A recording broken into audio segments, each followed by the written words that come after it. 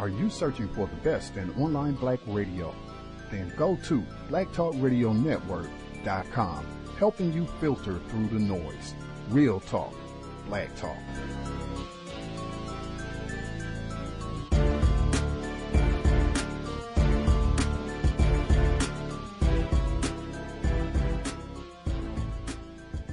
Context of white supremacy.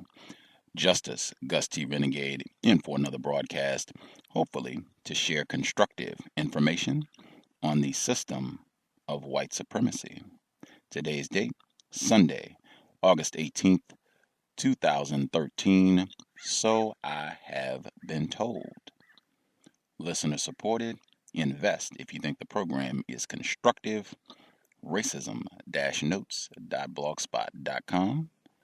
Racism-notes.blogspot.com. PayPal is in the top right corner. Invest if you think the program is constructive. I know for tons of our listeners, our guest for today's broadcast is one of their favorite authors, favorite guests, and someone who has had a tremendous impact with regards to getting black people to focus in a constructive manner on solving problems and getting a better understanding of the system of racism, white supremacy. We are always delighted to have her on the broadcast to get her views, things that have been happening with regards to the system of racism, white supremacy, suggestions on things that victims of racism can do to counter that system and improve our quality of life. Third generation physician, general and child psychiatrist, author of the ISIS Papers, Keys to the Colors. I believe this is her 20th visit to the context of white supremacy. Always a huge honor to have her on the broadcast. Joining us live from Washington, D.C., our guest, Dr. Frances Cress Welsing. Dr. Welsing, are you with us? Yes, I am.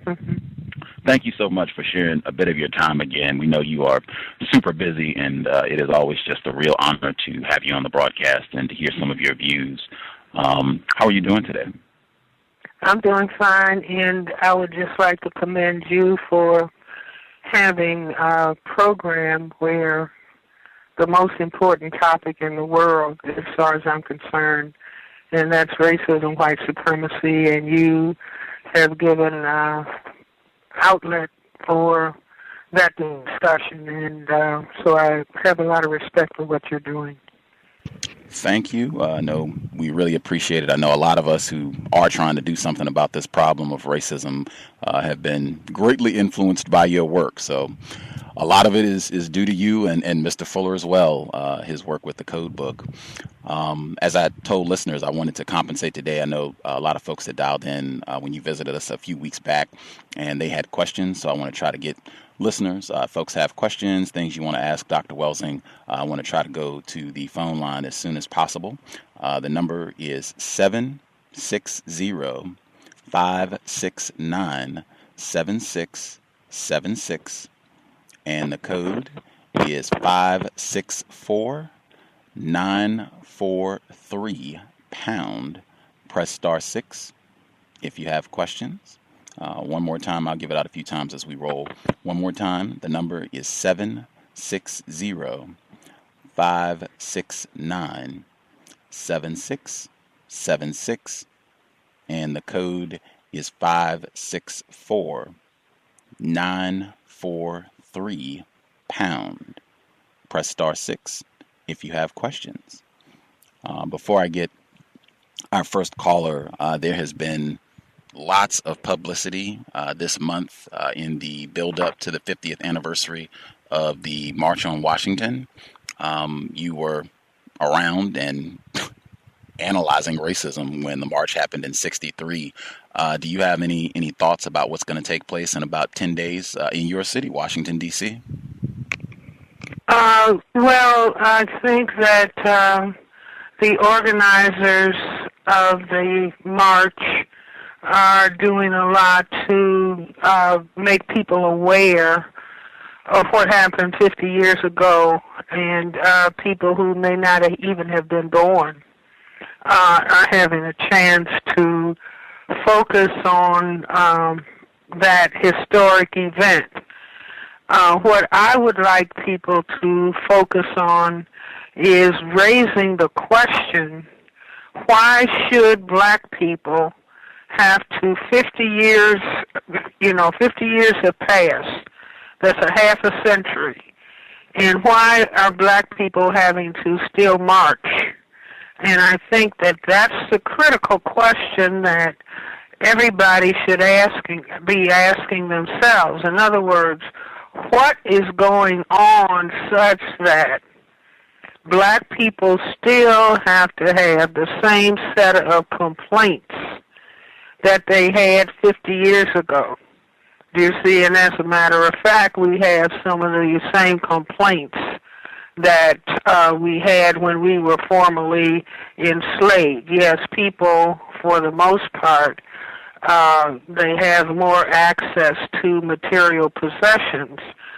But I can answer the question. I think that the reason that we are going in a cycle, going in a circle of repeat performance, because we are not yet focusing on the fact that we are dealing with an entire system structure, a power system structure that is not accidental that black people have many complaints, that this is a part of the system, this is a necessary part of the system, that black people remain in an oppressed, inferiorized position on this planet. So I am an advocate of black people taking understanding to another level. Instead of people talking about post-racial, as black people, we should be talking about now we are in the phase where we can have a scientific and critical understanding of what racism is all about, and that we should have increasing numbers of persons who are addressing this reality instead of going through, oh my goodness, Oprah Winfrey couldn't buy a purse. Do you see? Or, oh my goodness, the outcome of the Trayvon Martin event, tragedy. Do you see? Or, oh my goodness, someone like Russell Simmons making the damning mistake that he made in terms of his portrayal of Harriet Tubman. So I would like us to take our understanding to the level where all of these things we can put in a context and a framework of understanding. Because indeed, if we do understand racism, white supremacy as a system, as opposed to engaging in the fantasy that we are somehow post-racial because we have a black president. So that would be my opening remark, that we need to be raising the question, why should we have to march again after half a century?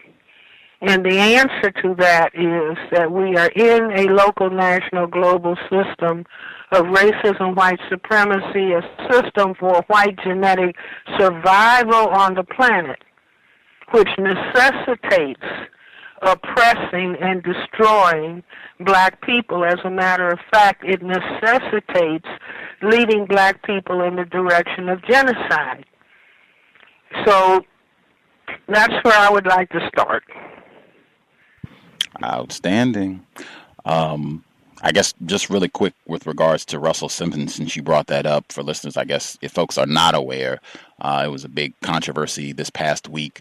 It was a video that was released through his distribution company where it was some sort of portrayal of Harriet Tubman and some sort of sex act with a white slave owner, and a lot of people, rightly so, were very offended, very upset by this. And he ultimately did apologize and take the content down, but the damage had been done. It reminded me, because this is not the first time that I've seen this sort of thing. I think Cedric the Entertainer in the film Barbershop, where he made the comment about Rosa Parks and saying that she didn't really do anything. She just sat her, I think he said, ASS down. And I heard a lot of black people, they were very upset, name calling Russell Simmons and that sort of thing. Is this something where you would say this is what happens when black people, non-white people, when we are confused about what racism, white supremacy is? Well, I would say that if indeed I didn't see it, but it has been described to me by a number of people who have seen it, that this would indicate that Russell Simmons, whether he understands it or not, has had a high level of black self-hatred, that he is a victim of high-level black self-hatred in the system of racism, white supremacy. I don't care how much money he has. Sometimes people get carried away thinking that they have financial resources, but the system of racism, white supremacy, pays the highest amount of money to those people who are willing to demean and degrade themselves, whether they understand what they're doing or not. And I would just like to, I wish I could have been a fly on the wall in the conference room and at the conference table or wherever the discussion took place about planning and executing that horrific blasphemy against black people. Who was present?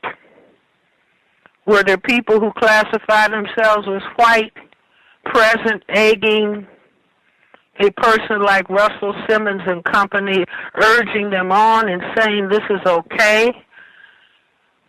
Like the people who urge on black people to produce records where they are demeaning and degrading themselves and other black people. You see, as long as we are willing to demean and degrade ourselves and destroy ourselves, then racism, white supremacy continues to exist in a very powerful fashion. So I would hope it's more important that Russell Simmons, more important than apologizing, that he will do some mirror studies and try to get immersed in an understanding of racism, white supremacy.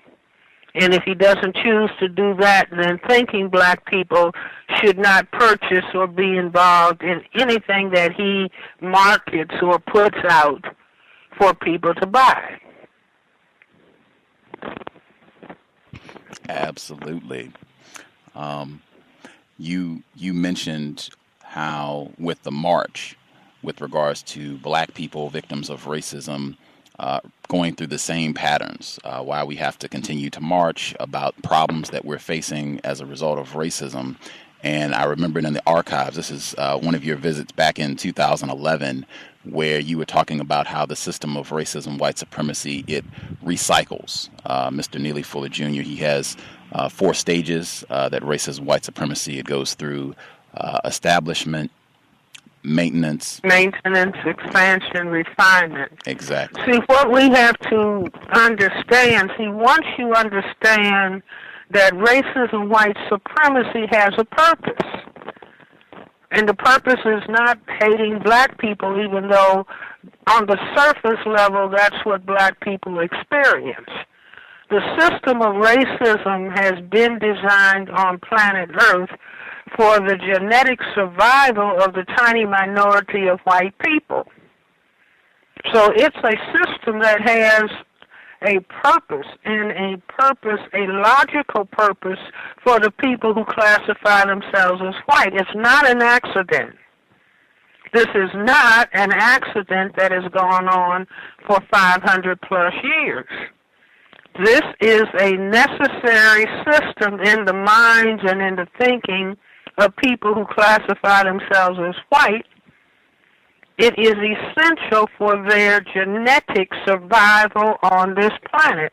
because they're a tiny minority that is genetic recessive to the non-white global majority. Let me just read my definition, my long-standing definition of racism, and not to be egotistical, but I'll say there's no more comprehensive a definition and statement on racism that is in existence at this particular point in time. And as I've said before on your program, I've probably said, I've advertised, does anybody have a better explanation of racism, white supremacy that covers all bases in terms of white behavior? And I've said this for over 20 years, and it hasn't come forward. But let me read my definition. Racism, white supremacy, is the local and global power system and dynamic structured and maintained by persons who classify themselves as white, whether consciously or subconsciously determined, which consists of patterns of perception, logic, symbol formation, thought, speech, action, and emotional response, as conducted simultaneously in all areas of people activity: economics, education, entertainment, labor, law, politics, religion, sex, and war, for the ultimate purpose of white genetic survival and to prevent white genetic annihilation on planet Earth, a planet upon which the vast and overwhelming majority of people are classified as non-white, meaning black, brown, red, and yellow, by white-skinned people, and all of the non-white people are genetically dominant in terms of skin coloration compared to the genetic recessive white-skinned people. You see, so people are marching, hoping to change the thinking of white people. Now, this is where I say this is the mistake. We need to be into the realization that this system structure that has gone through establishment, maintenance, expansion, and refinement is for the purpose of white genetic survival. And so what people need to be doing is sitting down with people who classify themselves as white, if anything, and not asking them why are they doing what they're doing, but sitting down with people who classify themselves as white, and from the black side of the chessboard saying, we finally are understanding why you are behaving in the way that you are behaving, because you consider that it is essential to engage in near genocidal behavior towards black people, because black people have the greatest genetic potential to cause white genetic annihilation. Not that black people are seeking to do that, but in your mind. And this is why when a black male is killed, the answer is always, I was afraid of him, George Zimmerman, or I thought he had a weapon. Well, the weapon subconsciously is the black man's genetic material in his genitals that can cause white genetic annihilation. So what we need to do is elevate. It would be a disgrace if 25 years from now black people find themselves marching around and complaining. We can't, we have to decide that we want to make progress, but I'd say that the reason that we are not saying that we really need to fully analyze, fully understand, fully define what we're dealing with is that deep in the psyche of the majority of black people is the idea that white is going to save us. That's why black people have in their mind the Savior, S-A-V-I-O-R, the Savior is a picture of a white man that black people were given during the hundreds of years of black enslavement. And that's deep, deep, deep, deep, deep in the psyche that got in place when we were under the lash, under the whip, being raped and brutalized during enslavement. And so black people is like anybody in prison. If they're being harshly treated, and just being in prison is harsh treatment, the person begins to fantasize about, maybe today the God is going to come in and love me. Maybe today the God is going to come in and treat me nicely. Maybe today the God is going to come in and love me. So people who were in chains, like our ancestors, having been kidnapped and taken from Africa, whipped and beaten, and the whole transatlantic horror.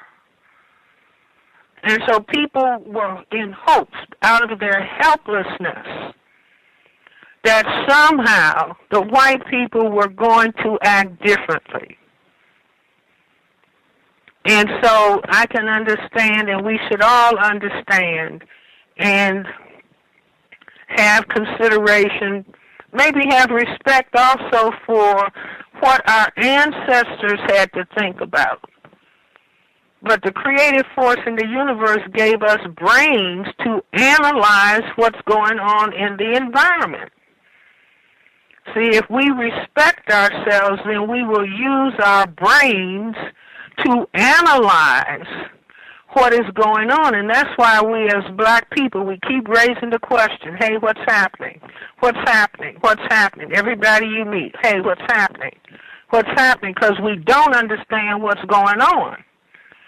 And the television and people who classify themselves as white are not going to tell us what is going on. This is why they raise all kind of sand about if black people begin to approach and think they want to say something about racism, just like they're jumping all over Oprah Winfrey for saying something about the purse that she was prevented from buying, and she raised the word racism, and then people are jumping all over her. And then she has to come with a quasi kind of apology. I didn't mean it to create an uproar. Well, it is an uproar. You see, but every time black people try to talk about it, they are hushed, and told by white people, you're playing the race card and shut up. You're not allowed to talk about it. If you want to teach at my university, if you want to get grants from me, you will not talk about racism. Do you hear me? I mean, that's the same way the slave master talked to us. So this is what we have to begin to understand. We have brains inside of our heads, and we have to understand we are the first people on the planet. Everybody came from us. Nobody has more than us. It's just a question of will we, because our self-respect, just like Russell Simmons, his self-respect as a black man has been obviously totally annihilated. He has no self-respect as a black man. He may not even understand it. He has no self-respect as a black man. And self-respect is essential to use your brain at the highest level. And so this is why the system pays us to call ourselves niggers, bitches, whores, gangsters, and thugs. And then when George Zimmerman says, well, there's a black young man, he must be a gangster and a thug, we get hurt and upset. But this is the dynamic of the system of racism, which we need to sit down, relax, put the food aside, shut off the music, and be quiet and start thinking about what indeed is happening to us as a people. And we are on this cliff of genocide. Anytime the men of a people are being destroyed, those people are in a state of genocide. And the system wants to tell us, in this state of genocide, a man and a man being married, a woman and a woman being married is the same as a man and a woman. That's genocide. That's genocide for white people. It doesn't mean demean somebody who feels that they are gay or homosexual or lesbian. But anybody who thinks that you can equate a man being married to a man and a woman being married to a woman is the same as a man and a woman, when the other two forms are a negation of procreation. So it's just like turn on the TV and all of the killing, we should, out of our self-respect, we should be up in arms about all the killing that's going on the continent of Africa, in the country of Egypt. The killing that's going on in Mali, the killing that's going on in the Sudan, the killing that's going on in Nigeria. We're watching the retaking of the continent of Africa. Now, they can have all kinds of explanations about terrorists and Al-Qaeda and whoever, whatever. No, this is the retaking of the continent of Africa, having the people kill themselves, kill one another, so that somebody else controls the resources on that gigantic continent. But it's black people and shades of black people who are being killed, just like all the black people that are being killed in the urban centers. So the people, this anniversary of Dr. Martin Luther King's speech, and also the distortion, calling it the dream. No, he gave his life trying to contribute to the solution to the problem of racism, white supremacy, just like Malcolm X and just like Medgar Evers and all of the other people who have seriously been concerned about what is happening to black people. We should not be calling this man's dreaming. No, he gave his life. He knew that people were trying to kill him, but he was leading a march, trying to help solve the problems that black people were facing by the system, problems created by the system of racism, white supremacy. And if I could wave a magic wand, all of our so-called organizations, all of our spokespersons would have the courage. Like Attorney General Eric Holder, what did he say? Are we a nation of cowards, being unable to talk about racism, not being able to talk about marching, being unable to talk about racism, white supremacy? You see, but the people who classify themselves as white can pay us into silence.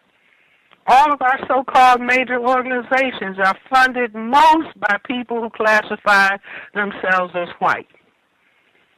And they can say, I don't want you talking about this. I don't want you talking about that. If you're going to get this funding from us, then you won't talk about racism and white supremacy. Now, that's a tragedy.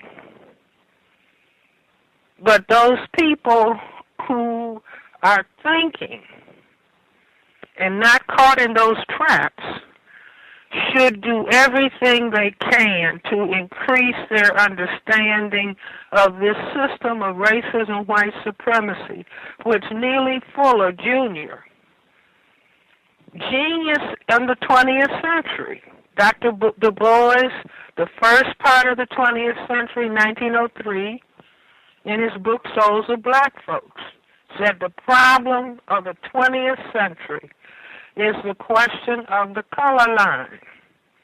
That was his terminology for racism, white supremacy. Neely Fuller came along in the mid-50s during the Korean War, and he's the first person to say this is a system. A system means something that all of the parts are coordinated and connected so as to turn out a particular result. Just like you can speak of a car factory, General Motors or Ford or any other car factory, where all of the offices, all of the units in the factory are to turn out a particular automobile. You don't have one part of the system turning out rabbits. No, the whole factory is structured and organized to produce particular kinds of automobiles, a system structure. Racism, white supremacy is a total system, all of its institutions. As Mr. Fuller laid out, in economics, education, entertainment, labor law, politics, religion, sex, and war.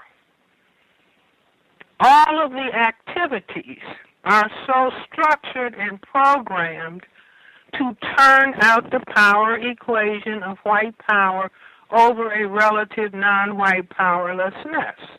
The purpose of the maintaining that particular power equation is for white genetic survival on the planet because of the particular demographics. Whites are a tiny minority on the planet. They are genetic recessive. They're not genetically superior. They are genetic recessives, mutations from black people. And once they found out that everybody else on the planet was colored and genetically dominant, they simply figured out what do they have to do for their genetic survival by any means necessary. And so some of those means make certain that black men cannot function as husbands and fathers. And so you have high levels of black male unemployment. If a man is unemployed, he can't play the role of husband and father. Those are economic roles. And so if you are determined to destroy black men, take them out of the family. Make it impossible for them to function as husbands and fathers. And then you go around saying 70% of the black families are single-parent households. And then Bill O'Reilly gets on TV and starts talking about the single-parent households and the teen parents. Now, he doesn't have the, what shall I say, the courage. He doesn't have, what shall I say, the strength to talk about what white people are doing. What are the people who classify themselves as white doing to prevent black men from having jobs? What are the people who classify themselves as white doing in their willingness to pay $40,000, $50,000, $60,000 a year for a black man to be incarcerated, but not pay him half of that so that he can have a job and a decent salary to be a husband and a father? See, Bill O'Reilly can't talk about that. Rush Limbaugh cannot talk about it. What's his name? Anderson Cooper cannot talk about it. Soledad O'Brien can't talk about it. No, they will not talk about racism, white supremacy, but they want to talk about black people and their responsibility. But they don't want to look in the mirror. See, I would like to take on Bill O'Reilly, Rush Limbaugh, like taking on Dr. Shockley, who was talking about black genetic inferiority. No, the response to them is to say, Mr. O'Reilly, Mr. Limbaugh, let's talk about the local, national, global system of racism, white supremacy that people who classify themselves as white have structured consciously and or subconsciously in all areas of people activity, economics, education, entertainment, labor law, politics, religion, sex, and war. Mr. O'Reilly, Mr. Limbaugh, controlling patterns of perception, logic, symbol formation, thought, speech, action, and emotional response for the purpose of white genetic survival on planet Earth. Mr. O'Reilly, Mr. Limbaugh, look at President Obama, Mr. Limbaugh, Mr. O'Reilly, you see he's a black man. Now his mother was white, his father was black. You don't see white on his face because the white has been genetically annihilated, Mr. O'Reilly, Mr. Limbaugh. Now, do you want white people to disappear, Mr. O'Reilly, Mr. Limbaugh? If you don't want them to disappear, that's why the system of racism, white supremacy has been designed, structured, carried out, and why you, Mr. O'Reilly, Mr. Limbaugh, Anderson Cooper, et al., why you don't really want to talk about racism, white supremacy as a total system structure. Mr. Limbaugh, Mr. O'Reilly, Mr. Anderson Cooper, and everybody else, all the liberals, all the conservatives who want to pretend that they're interested in racism, but they don't want to define what they're talking about. And I say this, I'm the only psychiatrist in the whole of the United States of America who has been talking about racism, white supremacy, what it is, for 40 years. And so you would think if somebody was seriously interested in having a discussion about racism, they would be saying, and it's like not that I would need to be on anybody's television show, but they would at least say, well, why not call Dr. Frances Welsing, since she's the only one who has been talking about this for 40 years. Why call on an entertainer when you can speak to a psychiatrist? You see, these are the questions that we should be asking out of our self-respect for ourselves as black people, because we're serious about the situation that we're in. We're serious about our children not having an effective education, and black people not having jobs, and black people being gentrified out of the urban centers, and black people being blocked from voting, and black people having levels of unemployment that are twice, 3, 4 times as high as people who classify themselves as white. See, if we are serious, I can see the creator of the universe, and black people are begging, help us, and the creator saying, look, I gave you brains. I gave you brains. I made you the first people. Nobody has more than you. Now, if you choose to not use your brain, or if you choose to hate being black, don't call on me.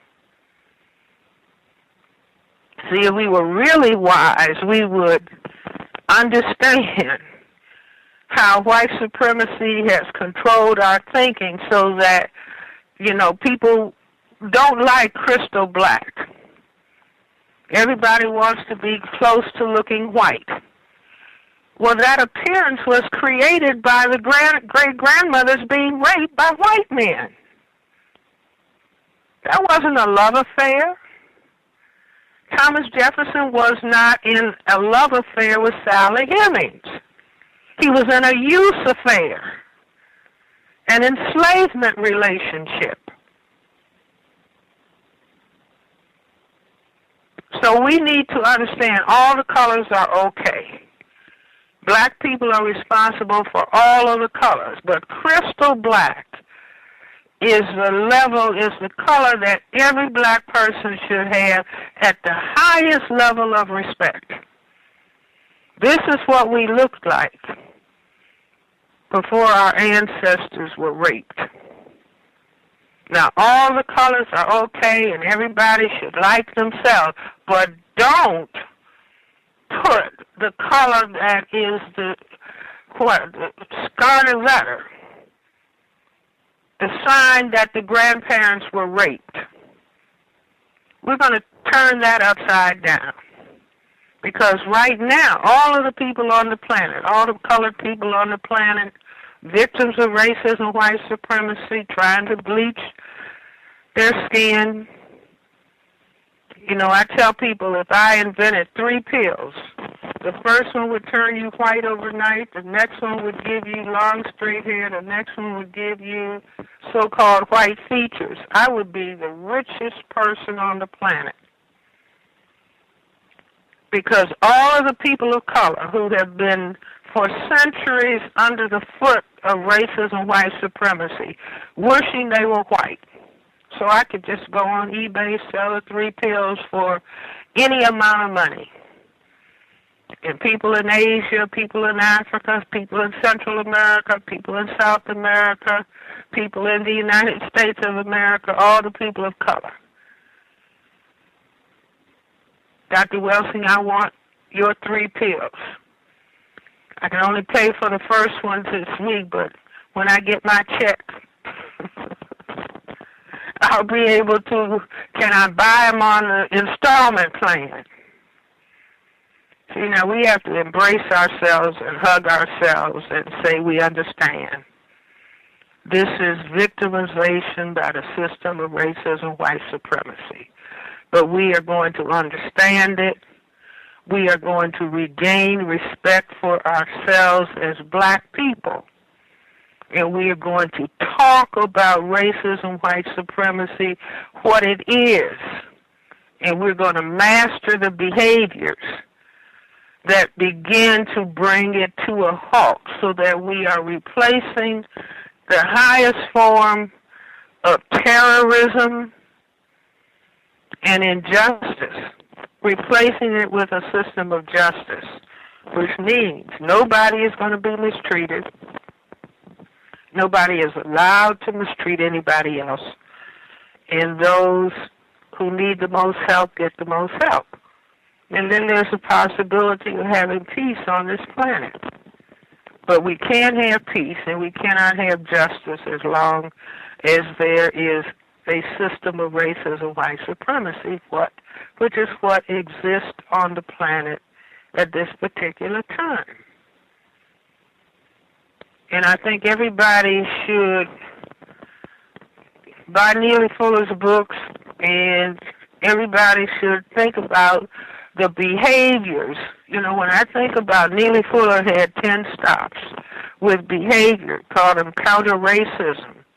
I call them exercises in black mental health and black self-respect and building a culture of counter-racism. And the behaviors are stop name-calling one another, stop gossiping about one another, stop cursing one another, stop squabbling with one another, stop snitching on one another for reasons of personal gain, stop being discourteous and disrespectful to one another, stop stealing from one another, stop robbing one another, stop fighting one another, stop killing one another. Now, people say, oh, those are so simple behaviors I don't have time to even think about. Just imagine if there was a critical mass of black people engaging in those behaviors of counter-racism, of mental health, black self-respect. Can you imagine where we would be as a community of people? You see, we're codified. No, we don't kill each other. No. We don't fight with one another. We are discourteous. We are not discourteous and not disrespectful to one another. You see, imagine if we were functioning in that mode. Then, people talk about wanting to start a business. You can't start a business if you're not going to be courteous and respectful to your customers. You're not going to be successful in a business if you're going to be cheating them, effectively stealing from them. Or a business can't last if we're going to rob and steal from each other. Or how can an organization really be effective? We're going to be squabbling with each other and name-calling each other and gossiping about each other. So these are all behaviors that, developed in the enslavement, the formal enslavement phase of the system of racism, white supremacy. I mean, that's the way you run a plantation. You had 300 slaves on a plantation and about 10 people in the big house. So if you didn't program the people to, first of all, hate themselves, program them to call themselves niggers, train them to call themselves niggers, train them to snitch on each other, train them to squabble with each other. That's the way you run a plantation, divide and conquer. So 10 people in the big house can control 300 slaves on a plantation. The same thing happens on a job. You put all the black people in the same unit, have them squabbling and snitching on each other, and nobody gets a raise. Nobody gets a promotion. That's the way you keep them in their place. So these are things that we need to understand. And people who are marching need to say, we're not dreaming anymore. We are wide awake. Forget talking about somebody dreaming. Martin Luther King could not have been dreaming and accomplishing everything that he accomplished and have the courage to give his life.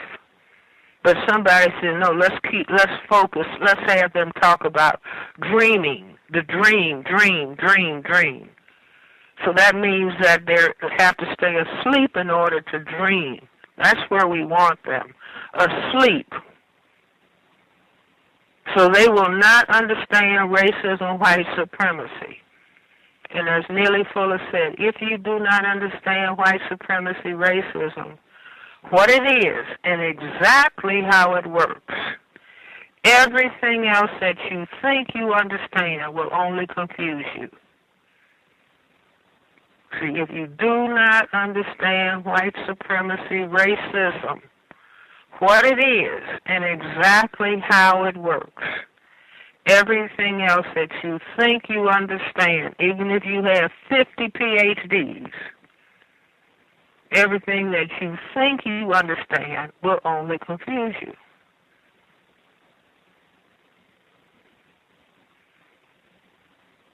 So I've added to that list of 10 stops. I've added stop using and selling drugs to one another. Stop black people from, stop making children, black children, think that as children they can be adequate mothers and fathers. Black people need to be 30 years of age before they produce children. Why? So that they will spend those 30 years going to school, maximizing learning, maximize development of skills, maximizing self-discipline, and selecting people who are willing to work together to develop children under the conditions of war, which is what racism, white supremacy is. But as it is now, it's just like the white supremacy system is paying so-called entertainers to trash sex and sing about playing around with sex. See, when people play with sex, the joke is on the offspring. So people are breeding and studying exactly in the same way that the slave masters had us doing on the plantation. Breeding and producing slaves that would be sold from one plantation to another. Now it's producing throwaway children and giving them to foster care and having the children sexually abused in the foster care situation. This is what we better understand. Somebody 15 years old producing a child that they cannot possibly take care of for 25 years. Do I know what I'm talking about? Yes, because I'm a psychiatrist that treats the people who have not been taken care of by their parents because the parents were not able to take care of them. Because we hadn't broken the code of inferiorization and racism, white supremacy, and what it does to us if we don't understand how the system works. So stop black children from thinking that as children they can be adequate mothers and fathers. Stop throwing down trash where black people live, work, and play. Stop believing in welfare, believe in prosperity. Stop pretending that racism, white supremacy does not exist. Stop allowing racism, white supremacy causing black, brown, red, and yellow people to squabble and fight amongst themselves. And let me say this, that somebody will say, well, Dr. Welsing, how is it that 1/10 of the people, white people are fewer than 1/10 of the people on this planet? How is it that 1/10 of the people can control the 9/10? Does it mean that the black, brown, red, and yellow people are dumb and stupid and that the white people are smart? And I say, no, it doesn't mean that necessarily. What it does mean is that if the 1/10, the people who classify themselves as white, are able to teach the 9/10 to hate themselves, which is what the television, that's the main purpose of the television. You turn on the television every day and you see white, white, white, white, white, white, white, white, white, white, white, white, white, white, white. White, white, white, white, white, white, white. Then you may see a black person looking stupid. White, white, white, white, white, white, white, white, white, white. So the television is programming and teaching the major messages of white supremacy and hate being non-white. Anybody who sits in front of the television who doesn't understand racism and white supremacy is being systematically programmed. And so if the system is able to teach the majority of the people, hate yourself and wish you were white, then even though the people of color represent 9/10 global majority, because they have been programmed into self-hate, their behavior supports the 1/10 being dominant over them.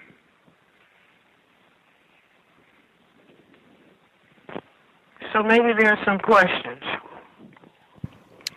Context of white supremacy. Again, our guest, Dr. Frances Cress Welsing. If folks have questions, the number to dial 760-569-7676, and the code is 564-943 Press star 6. Folks have questions. One thing that I did want to get, I see the caller. I'll get you. One thing I wanted to get in really quick. The last time that you were with us, I read the report about Mr. Ingham. He's a black male. He was found hanging. This was earlier in July, and I don't think too many people heard about it. It was reported as a quote-unquote suicide and moved forward.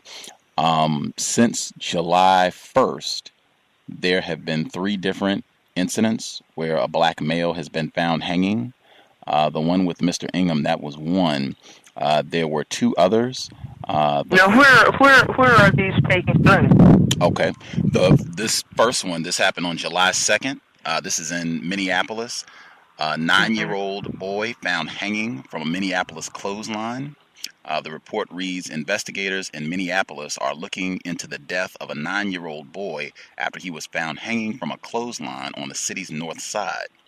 Minneapolis police spokesperson Cindy Barrington confirms that neighbors found the boy hanging from a wire that was attached to this clothesline behind an abandoned home on the 3200 block of Bryant Avenue North Thursday. Police and paramedics were there in minutes but were unable to revive the child. He died Monday night. Barrington says investigators are reaching out to other children in the neighborhood who may have been playing with the boy, who was visiting from Georgia with his family. They hope to have an answer to what led to the fatal incident soon. That was one. This was in July. And then the second incident, this is more recently, a Kenyan man found hanging on a tree in New Jersey. This is from August 11th. Police in New Jersey City, New Jersey have launched investigations into the circumstances leading to the death of a Kenyan man whose body was found hanging on a tree in one of the city's parks. On Tuesday, the body of Jeffrey Kilabiwa, 61, was discovered dangling from a tree by a passerby in Lafayette Park. Hudson County Prosecutor's Office spokesman Gene Rubino told a media briefing that Jersey City Police received a call from a woman taking her morning walk near Lafayette Park who said she saw a man hanging from a tree. Police arrived at the scene and discovered a Kenyan man in his 60s suspended from the tree on the west side of the park, Rubino said. He was taken to Jersey City Medical Center where he was pronounced dead on arrival, added Rubino. Although the police said they did not suspect foul play in the death, pressure is mounting from the Kenyan community in New Jersey who want full investigations carried out, saying the manner in which Mr. Kilawiba died was suspect. His hands were bound with a rope. That's not how people hang themselves. We must know the truth, said Nelson Mogesha, longtime friend of the deceased. It is also emerged that a day before he died, Mr. Kilawiba had been held at a New Jersey police station after being found walking the city streets in what his friend described as a confused state of mind. And according to Mr. Mogesha, the deceased had just been relieved of his job in a city mall, and this weighed heavily on him. He was not himself. I think there were other issues, but the loss of his job was the straw that broke the camel's back. Police at the Livingstone police station, where Kilawiba was held, are looking for a woman whom they say is the acquaintance who came for him. She is a person of interest, as she introduced herself as his friend, and the police released him to her. The latest incident comes only days after a 33-year-old Kenyan man was shot dead by his mother-in-law before turning the gun on himself in Bethlehem, Georgia. The report concludes there. Again, this is from August 11th. As I said, this is 3 different incidents of black males being found hanging suspiciously, one in Texas, one in New Jersey, one in Minnesota.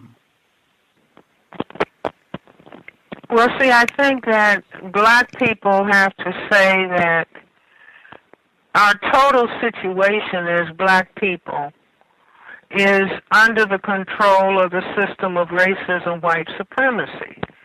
Now, this is not to say that black people should just sit down and not take responsibility for changing their situation.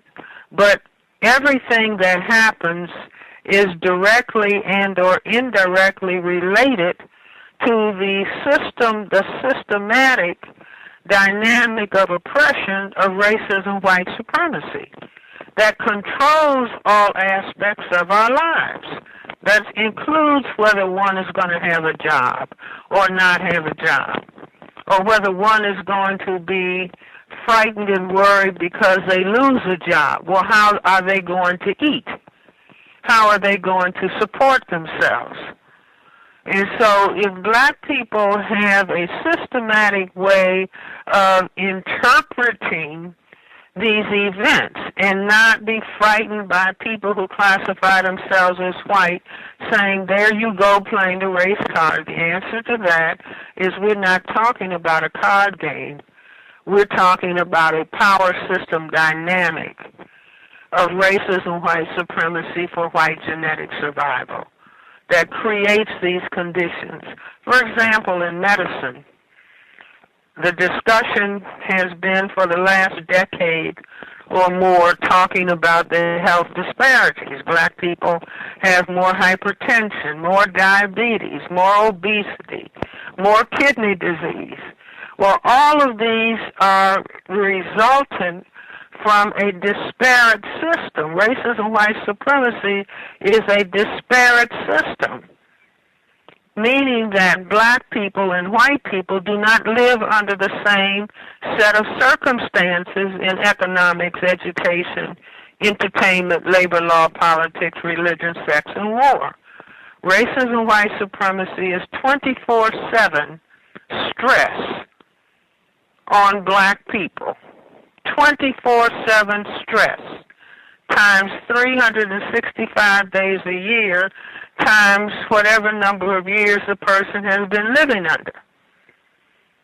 So we have to get the courage to dialogue in a meaningful way about the circumstances under which we live for the last 500 years.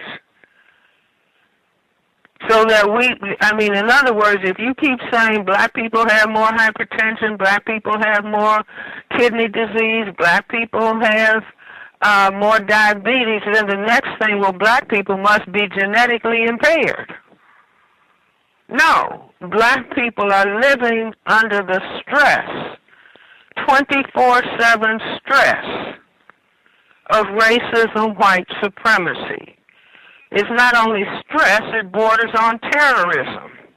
If people are passing laws like stand your ground, so every black male person has to be wondering whether somebody is going to walk up and say, I'm afraid of you, and be shot. Racism, white supremacy is the highest form of terrorism. And black people should be addressing it that way. And I'm not talking about spending any time or energy hating white people. That's not the answer. You don't sit down at a chessboard and hate your opponent. You sit down at the chessboard and try to analyze each and every move that the opponent makes. Analyze what strategy, what tactics, what are the ultimate goal objectives of every move that they make. And because you understand the game, designing the counter moves that you're going to make. It's just like understanding the system of racism, white supremacy benefits when black people hate themselves and hate one another. And so black people have to say, no, we're going to neutralize that. We're going to understand all of this is in behalf of white genetic survival. So we're going to maximize treating each other with courtesy and with respect. We're going to maximize not name-calling and not squabbling and not cursing one another. We're going to maximize, could add to that list, having respect for the act of self-reproduction. Add to that list. Not playing producing children. Because when you play with sex, the joke is on the offspring, who the people are not ready to take care of, and the child has to suffer. There's nothing worse than bringing a child in the world and not being able to take care of the child, and that child suffering through that experience. So all of these things that, we have to, again, I won't say that the time for marching is over, but it's time to start analyzing and thinking. And anybody who is not thinking and talking about deepening their understanding of racism, white supremacy as a system is not doing what they ought to do in the 21st century. This is our challenge, and this is the work for the 21st century. Stop complaining. Start analyzing. Start thinking. Don't let anybody tell you to stop thinking about system of racism, white supremacy, the system for white genetic survival on the planet.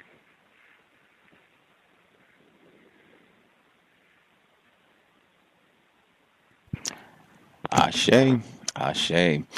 I see the folks that have dialed in. We'll go right down the line. If you have questions and you're listening in, just press *6 and I will get your hand. The person, I think this is our caller in Florida. Did you have a question for Dr. Welsing?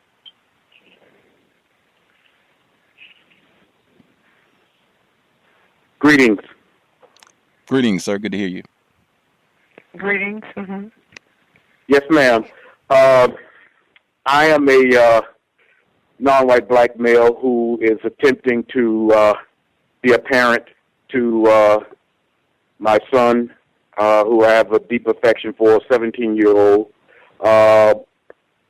The school year is about to begin tomorrow.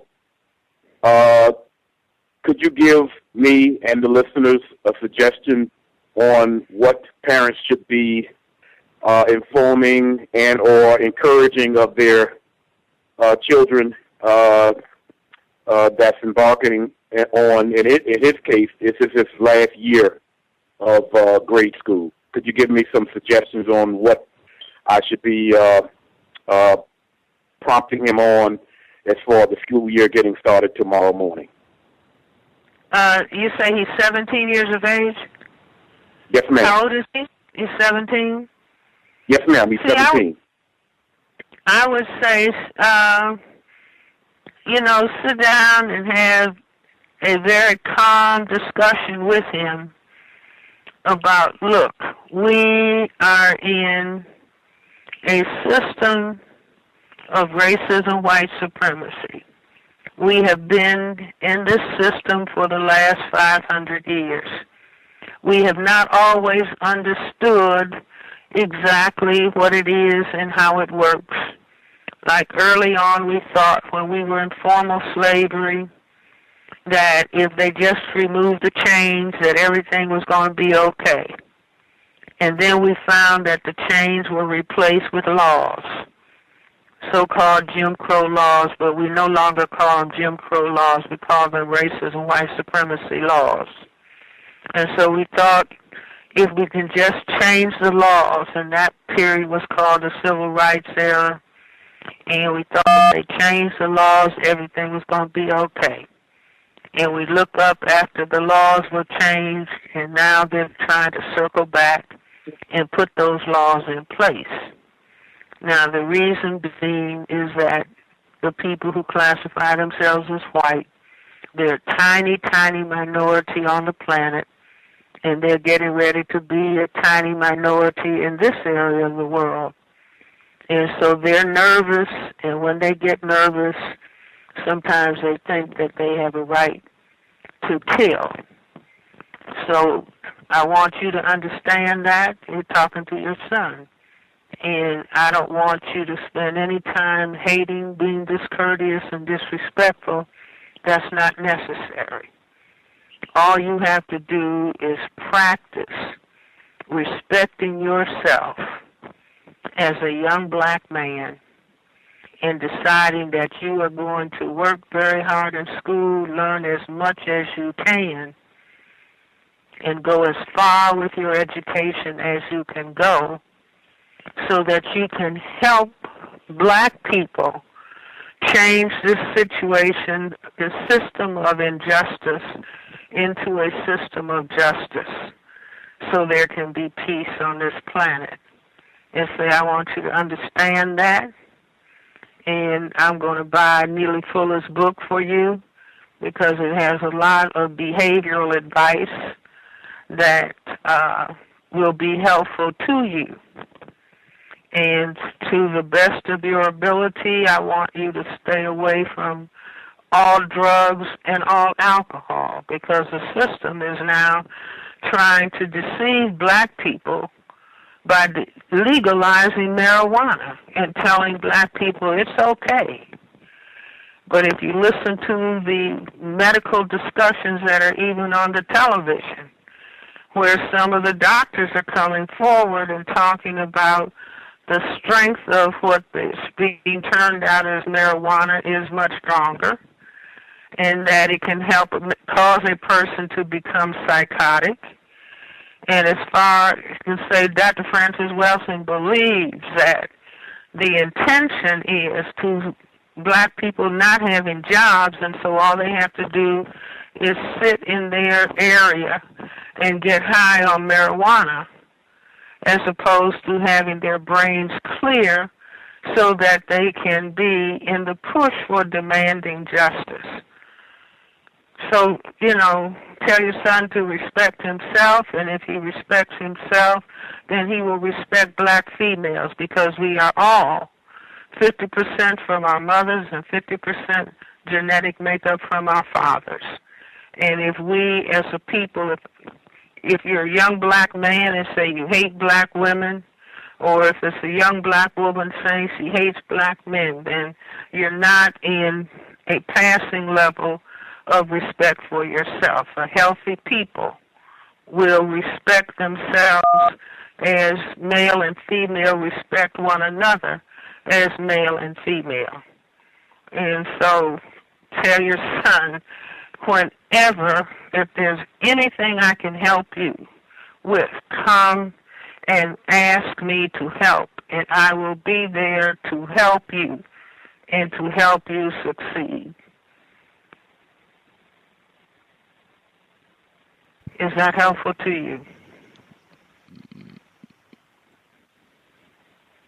Thank you, ma'am. And he was sitting right in ear's distance of you saying this. So I very much appreciate what you had to say. Thank you for your call. The person that dialed in, 7537. 7537, did you have a question for Dr. Welsing? Yes, I do. I just have one question. How would you define intelligence, Dr. Welsing? Can you repeat that for me, LaVar? How would you define intelligence? Well, intelligence would first and foremost have to consist of understanding your environment. Do you see, for example, if a person is in a very cold climate and they don't have an understanding of their environment, so they go out in that environment with a swimming suit on, somebody would have to say either the person is not intelligent or they are mentally ill. So intelligence, first of all, means answering the question that black people's brains force them to repeat over and over and over again, and that is what's happening. It's just like intelligence on the football field. If you go on a football field with a uniform on, then the most important thing for you is understand the game of football. So you don't go to the locker room and look for a tennis racket. Or if it's basketball, what is the game that is on the court? How is this game played? What do you have to do to make points? Meaning you're understanding what is required for where you are for your maximal level performance.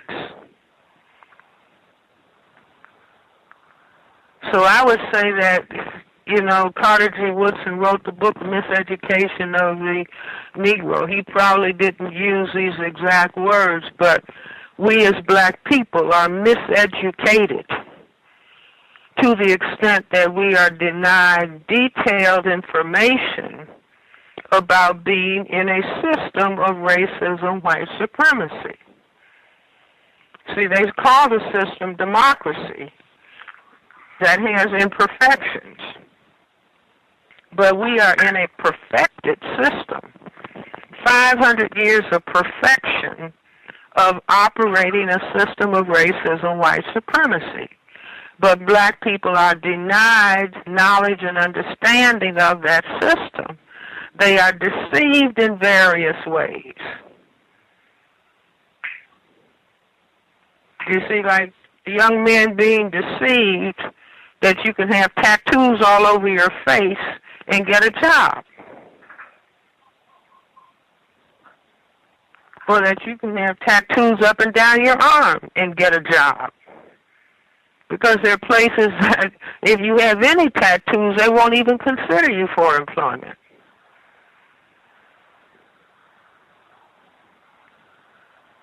So out of our frustration many times, not understanding what the system is and being systematically denied knowledge of the system, then people get frustrated, and in their frustration they start thinking, oh, I can do anything. I don't have to think about what I'm doing or how it looks or what are the implications of what I do. Do you see? And so you can look at some of the clothing and the dress styles that our young people engage in, and anybody who's thinking about employing somebody, those fashions, those clothes won't work.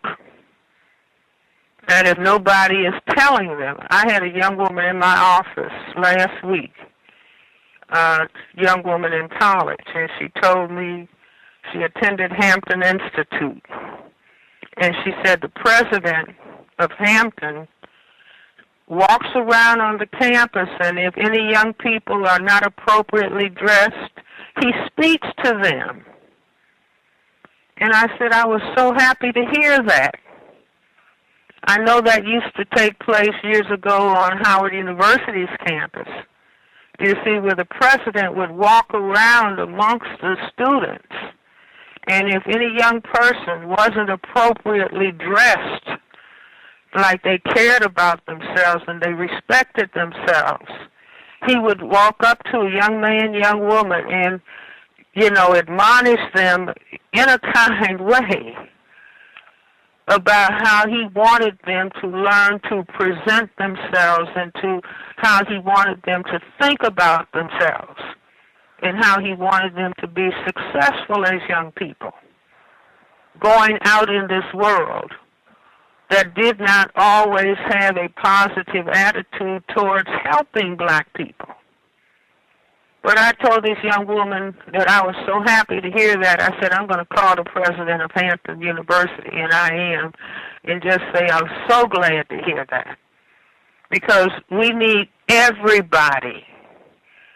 Every black person needs to think of themselves as a leader.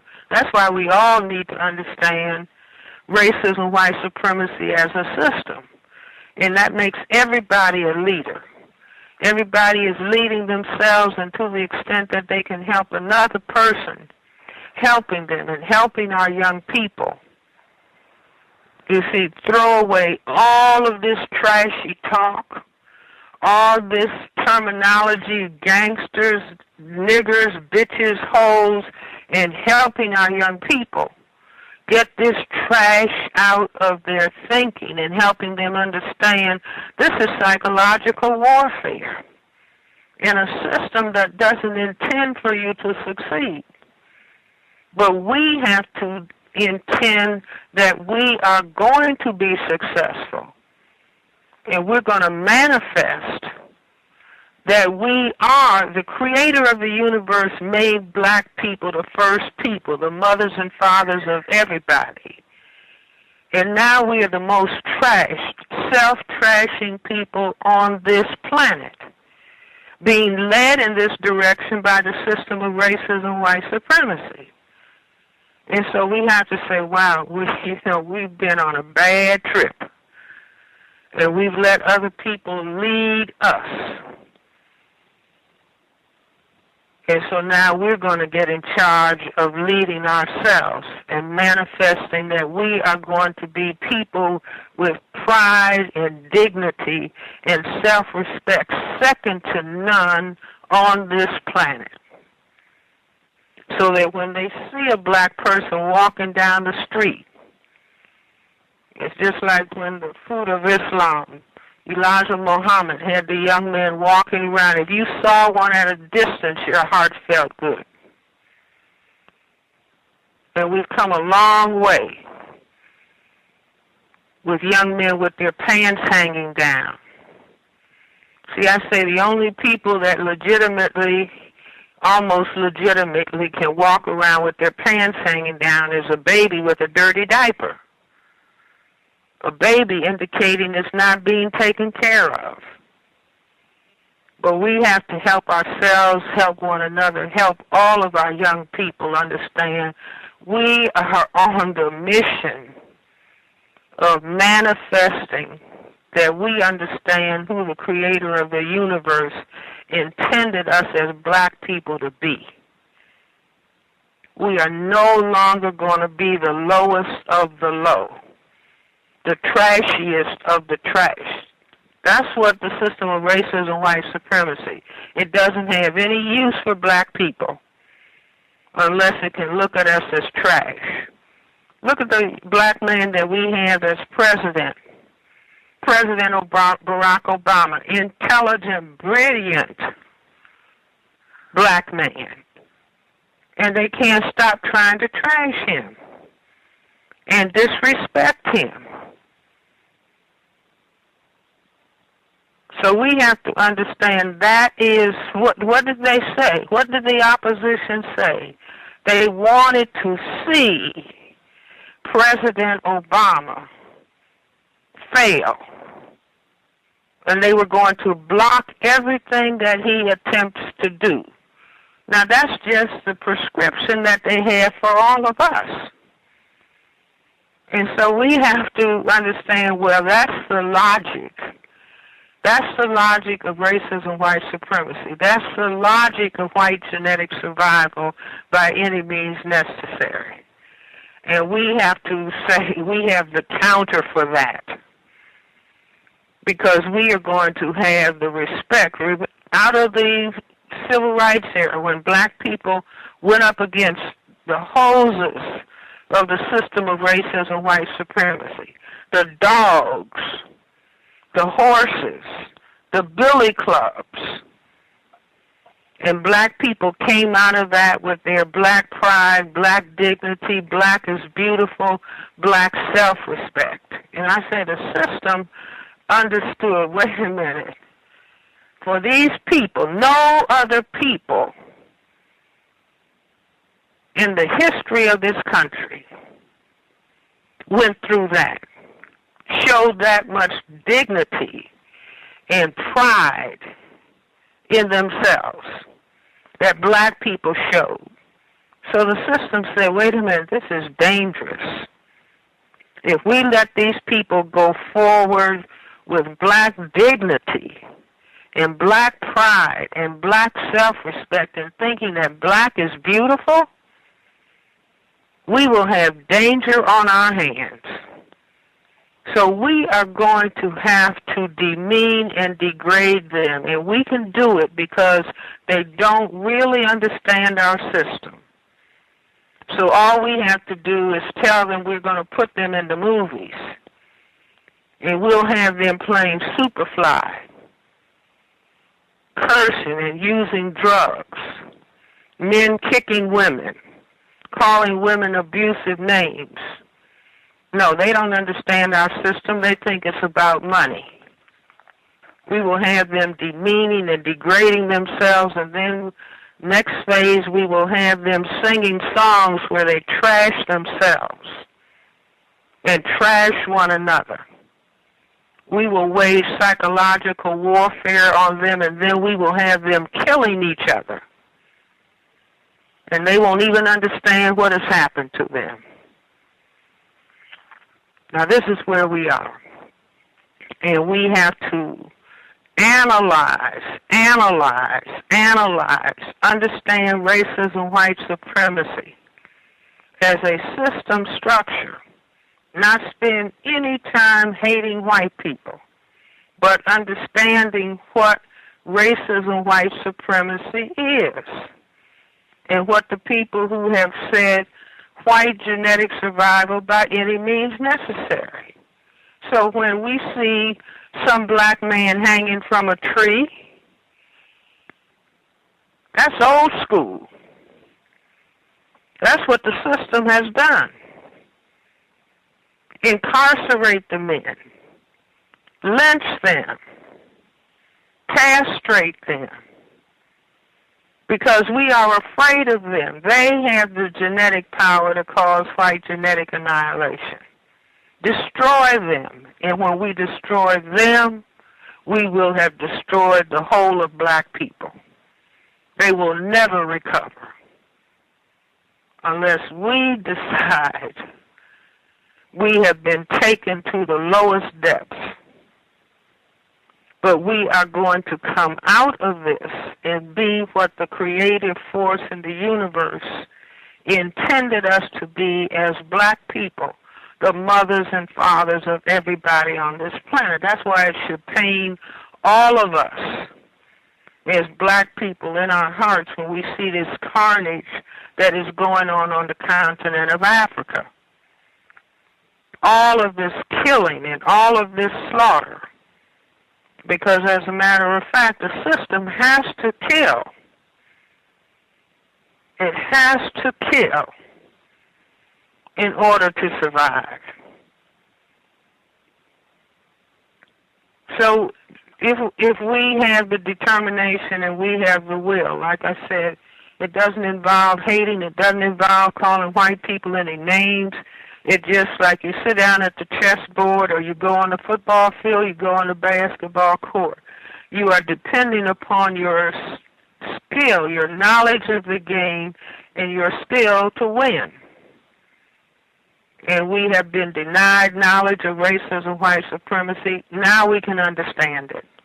We can understand it in depth, and we are going to master understanding how to relate to it. See, if black people said, no, we don't kill each other. Oh, no, that's where we used to be as black people. No, we do not kill each other.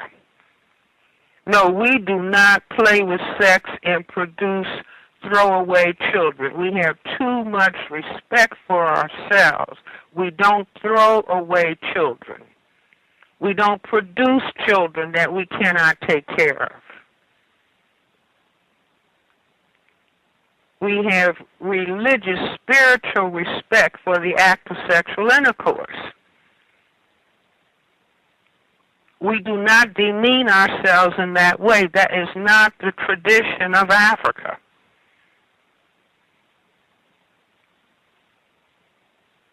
So there's no doubt in my mind that we can turn ourselves around, but we're not going to turn ourselves around if we are not, as Neely Fuller said, we don't understand white supremacy, racism as a total system, what it is and how it works. If we don't understand that, so that has to be, we should all be saying, wait a minute, 50 years have passed since the March on Washington. If Dr. Martin Luther King were to be able to see where we are today, people killing one another, massive levels of incarceration, massive levels of unemployment, he might decide to be violent. Is this what I gave my life for? It's just like Trayvon Martin, young man killed. Instead of flowers, we should make a monument. Wait a minute. Racism, white supremacy think, the pattern of thinking that we can shoot and kill a young black man with impunity. This is racism, white supremacy think. And all black people, wait a minute, the monument to Trayvon Martin and all of the other people killed. No, the monument is going to be our respect for ourselves and our understanding and our being able to talk about racism, white supremacy, what it is and how it works. Not playing games with some post-racial. Laughing on TV when somebody's talking about racism. So no, we can change. Again, I can't get over the fact we're the first people. The creative force in the universe made us the first human beings on this planet. The first mathematicians, the first astronomers, the first architects, the first people to understand God. And look where we are, and look where Africa is. We should all say, wait a minute. Time for foolishness is over. Time for not understanding respect for ourselves as black people, that's over. We have been on that trip. We are in the land of near genocide, and that's not what we're going to see happen to ourselves.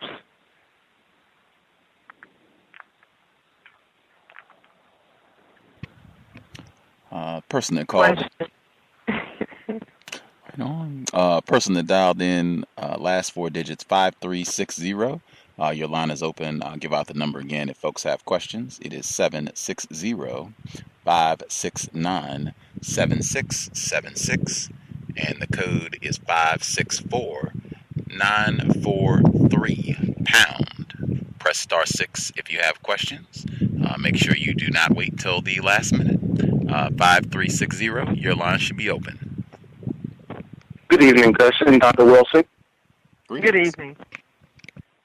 Yes, the movie The Butler came out this weekend, and when I was at the movies, after the movie ended, I left the movie theater, and I've heard two young ladies stating that this movie was inspiring. And to me, this movie was not inspiring because it had black people in an inferior position. And our strike against white supremacy at the end of the movie was the election of President Barack Obama. My question is, why do you think that a lot of these movies putting us in inferior roles are coming out? Because in October, a movie called 12 Years a Slave is about to be released. And what is your take on that? Well, I haven't seen The Butler yet, and I do intend to try to see it. One thing that I was, there have been clips of the film on television, so I've seen some of those. And what I saw was that when he was talking to one of his sons, I think may have been at the dinner table, and the son sort of made fun or ridiculed the father's position, and the father jumped up ready to kill him, and then the mother ended up slapping him. That I was sorry to see that. In other words, the father plays a subservient role in his, which is, it's no disrespect to his role at all, being a butler, but where I'm treating white people with the ultimate level of courtesy and respect, and I come home and I'm ready to kill my own. Do you see, which is the position that we are in as black people? White supremacy is reigning over us, and then we take it out on each other. But I haven't seen the whole film, so I don't know what I will feel in the end, but I think that that's something that people should think about. Do you see? Because we are afraid of white people. I'm going to repeat that. We are afraid of white people. We are afraid to look them in the eye. I'm not talking about being discourteous or disrespectful. We are afraid of them, afraid to confront the racism, white supremacy, which they have practiced over us for 500 years.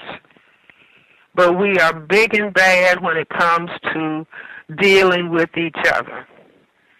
And so that's what I saw in the clip, but I will see, this doesn't take away anything from the acting ability, but it's what are we shown? I was looking at the New York Times several days ago, and they had a painting of the Amistad Revolt. And I thought, the images in the paintings were black people overthrowing the ship captains and taking over that ship, and the dignity that they were portrayed in this painting. I think the painting is at Talladega College. It's a whole series of paintings by this artist that were developed, painted in the 30s. And I said, wow, look at these images of black people defending themselves and protecting themselves. So I would like to see that. I'd like to see movies where black people are sitting down, talking intelligently about their situation, calmly talking with one another, and talking about how they are going to solve the problems of racism, white supremacy. So I don't know how I will feel coming out of that movie in terms of what I think the movies that we see ought to be instructive about ending racism, white supremacy, not necessarily applauding ourselves for enduring. So I don't know where it comes out. I do know that the son who was unhappy about racism, white supremacy, I would wish that his father had sat down with him and spoken to him with respect and said, son, let me help you understand. I know how you feel. I know how you feel that I am being demeaned in this role. But this is the way that I'm able to make a living for the family. But I understand and respect how you feel, and that's why I want you to get an education so that you can help change this reality of racism, white supremacy. Do you see that the mother and father were treating the son with respect and understanding? And this is 2013. This is not a movie being made in 1945 or 1995. This is 2013. So I will see it, and maybe I'll have some other thoughts about it at that point. The person that dialed in, last four digits, 0673, 0673. Did you have a question for Dr. Welsing? Yes, this is Brother Minister. I want to say, first of all, I really appreciate the show, and it's some great information going here. And Dr. Welsing, I want to say thank you so much for the work that you have done and doing. You've changed my life in many ways. Thank you. Mm-hmm. My question is, reading your book, The ISIS Papers, you indicate about the origin of the white race, and you kind of, what I perceive from it, that there is a albino variation genotype. I was wanting to ask, what would be your position? I've heard one other position that some have said about the Neanderthal origin of the white race, and I think it's Dr. Booker T. I can't think of his last name, Coleman, kind of mentioned something about that. I was wondering if you had any comments about the Neanderthal theory of the origin of the white race. Well, let me say this, that information has been available for a long time that human life began on the continent of Africa.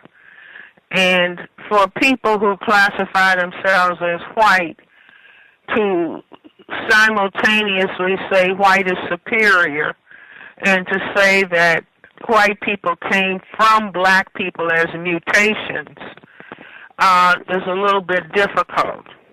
A mutation is, the particular mutation of albinism is considered not by Francis Welsing but by white geneticists as a genetic deficiency state. So if they didn't want to face that, then they would posit Neanderthals, that there were several cradles of development, so that you would have some people in the north that they would call Neanderthals who didn't come from black people, that they were an independent creation. That's what I say. Do you see? But everybody did come from, the paleontologists and anthropologists are basically saying that, in agreement that human life at this point in time, it's clear, came from Africa, and that everybody came from Africa. And mutations to albinism are not uncommon. The continent of Africa is still producing mutations to albinism, as are other pigmented populations. And I say that, in other words, science, if it can be a simple, direct explanation, then you don't need a whole lot of complicated make-up theories.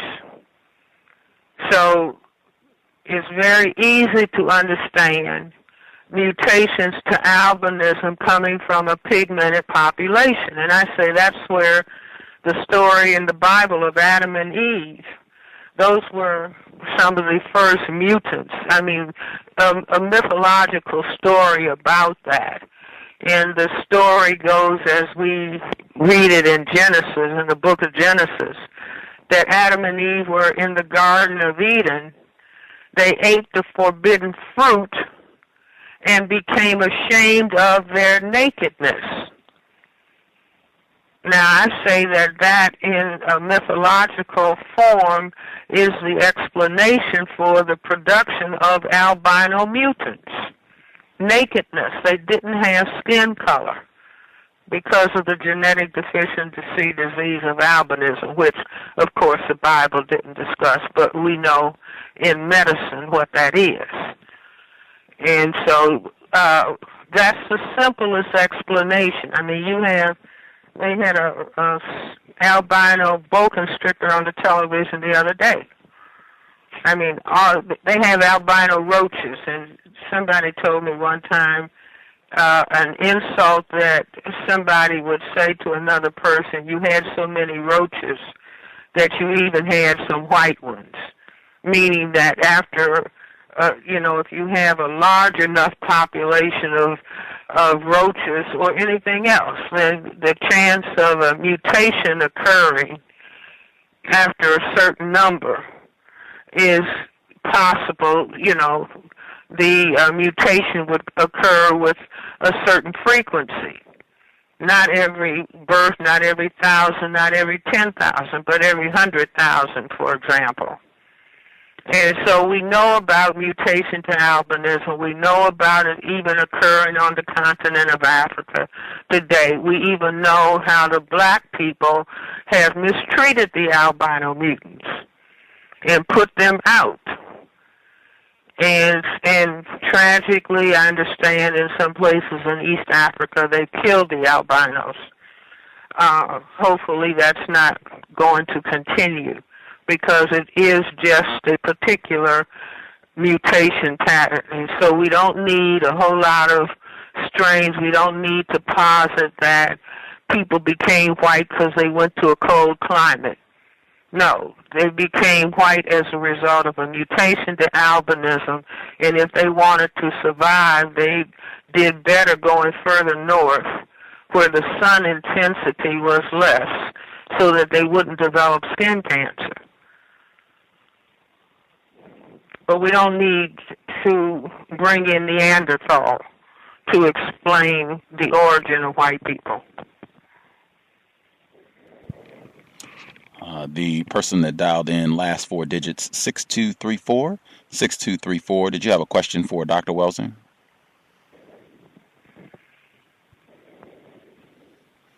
Caller, last four digits, 6234, did you have a question? I'm not here. I don't know if you muted your line or if you're having some difficulties or what have you. Final check, last four digits, 6234. Did you have a question for Dr. Welsing?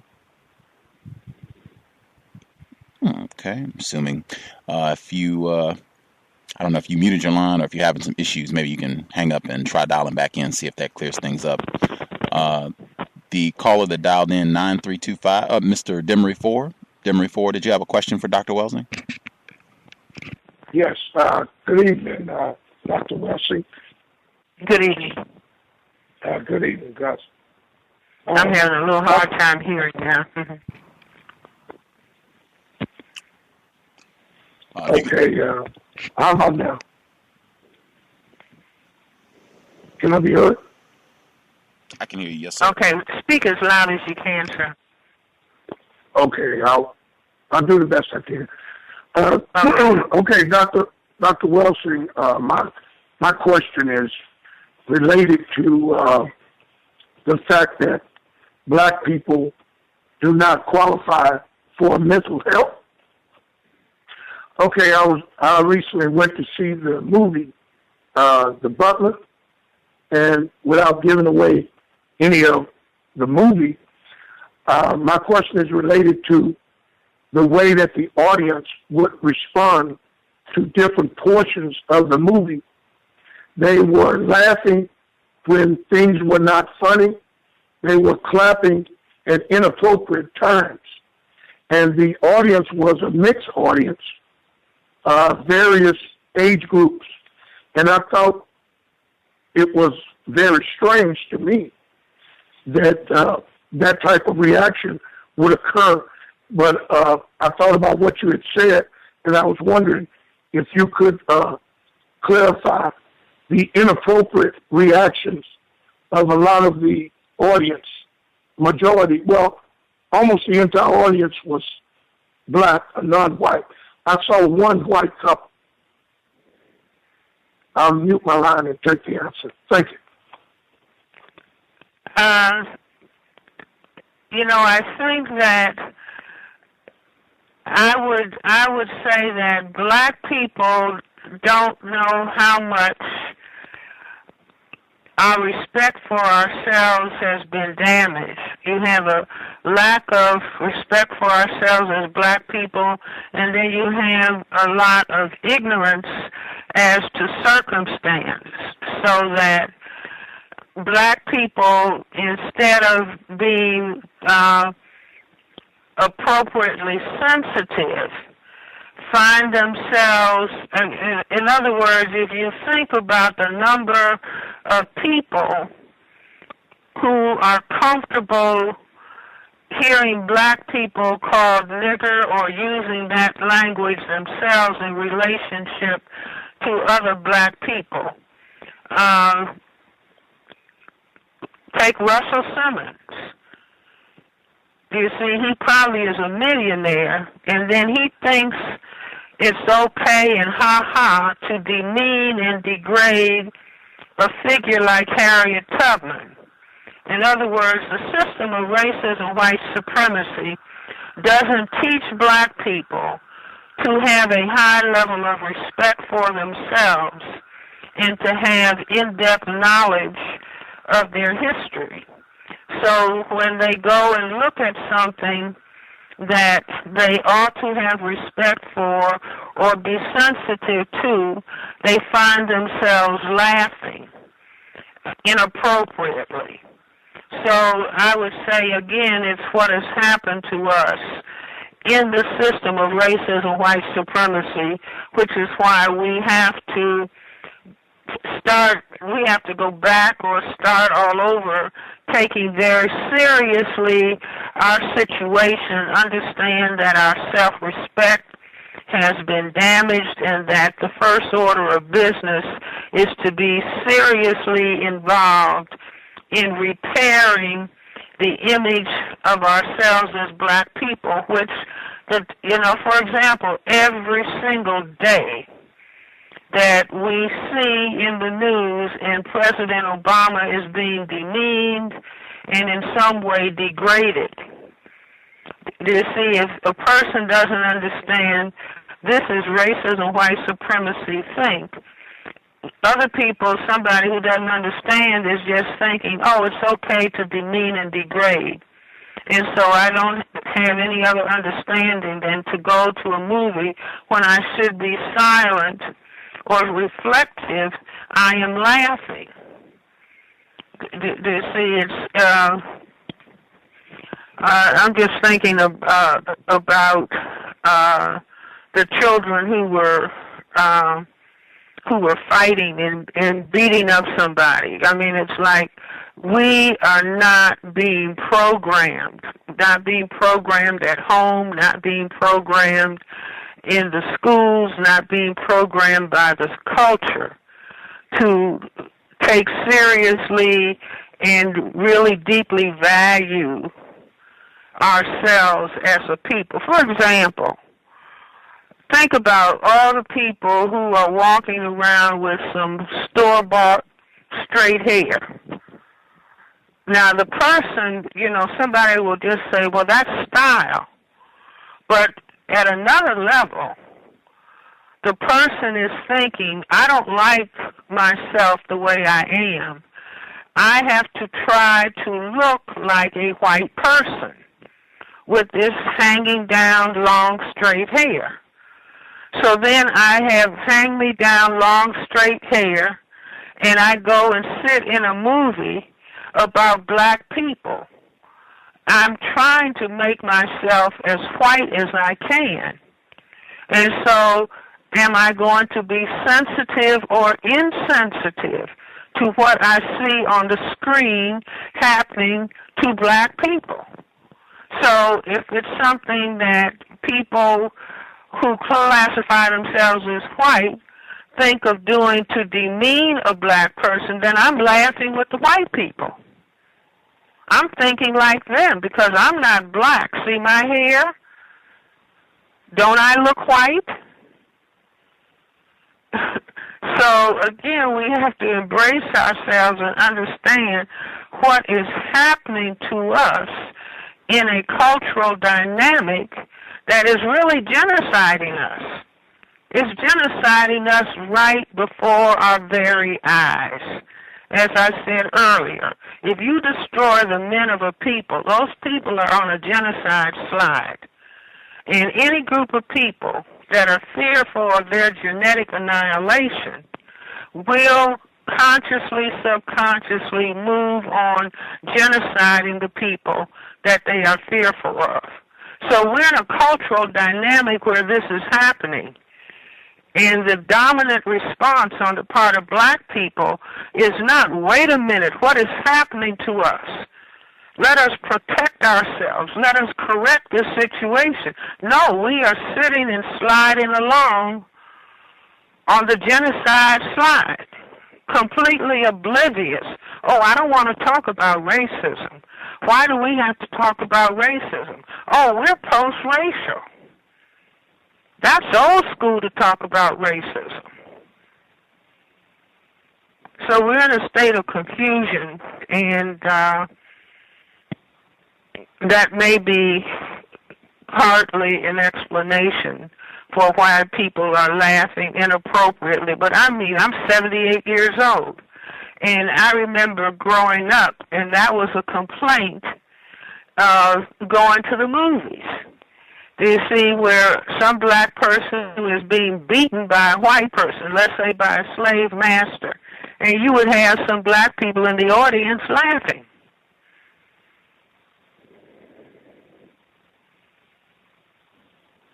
So again, what does the system of racism, white supremacy, does it teach black people to respect and to value themselves, or does it teach them to demean and to degrade themselves? And this story about Russell Simmons and what he chose to portray of one of our historic figures, Harriet Tubman, and to have her having sex with a slave master. And this is something that people are supposed to laugh at. This is 2013. And a man who is maybe a multimillionaire. That's what he, as a black man, thinks to do. In August of 2013, shortly before the 50-year anniversary of the March on Washington. So, the system has caused us to be warped in many ways, sick, psychologically sick, in terms of our respect for ourselves. So we're going to all have to work on understanding and deciding that we are going to help ourselves heal as the parent people on this planet. We are not going to continue in the demeaned and degraded role that the system of racism, white supremacy has had to put us in, and which all too many of us are carrying out blindly because we don't understand.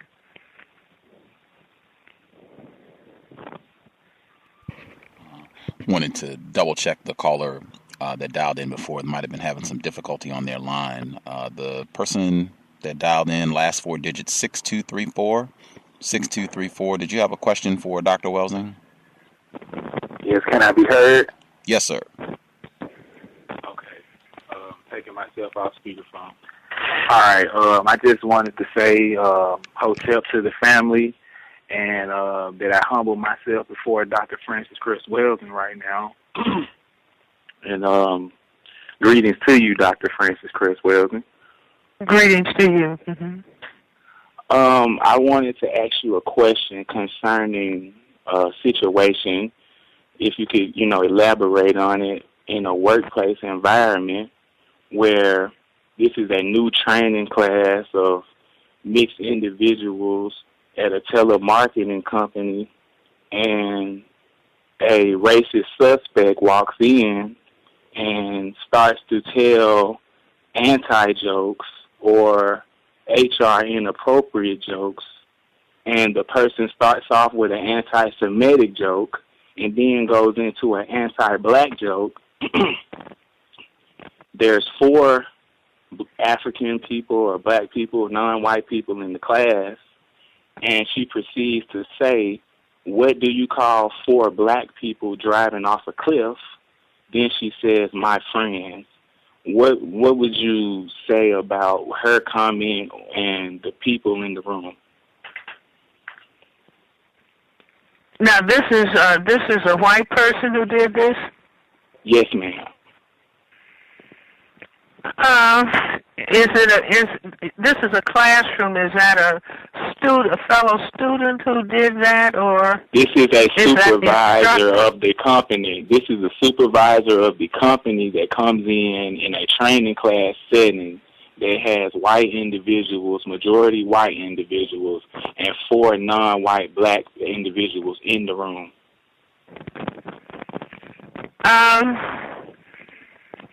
Everything is sort of situation dependent. It's like I don't know whether the situation would allow you to say at that point,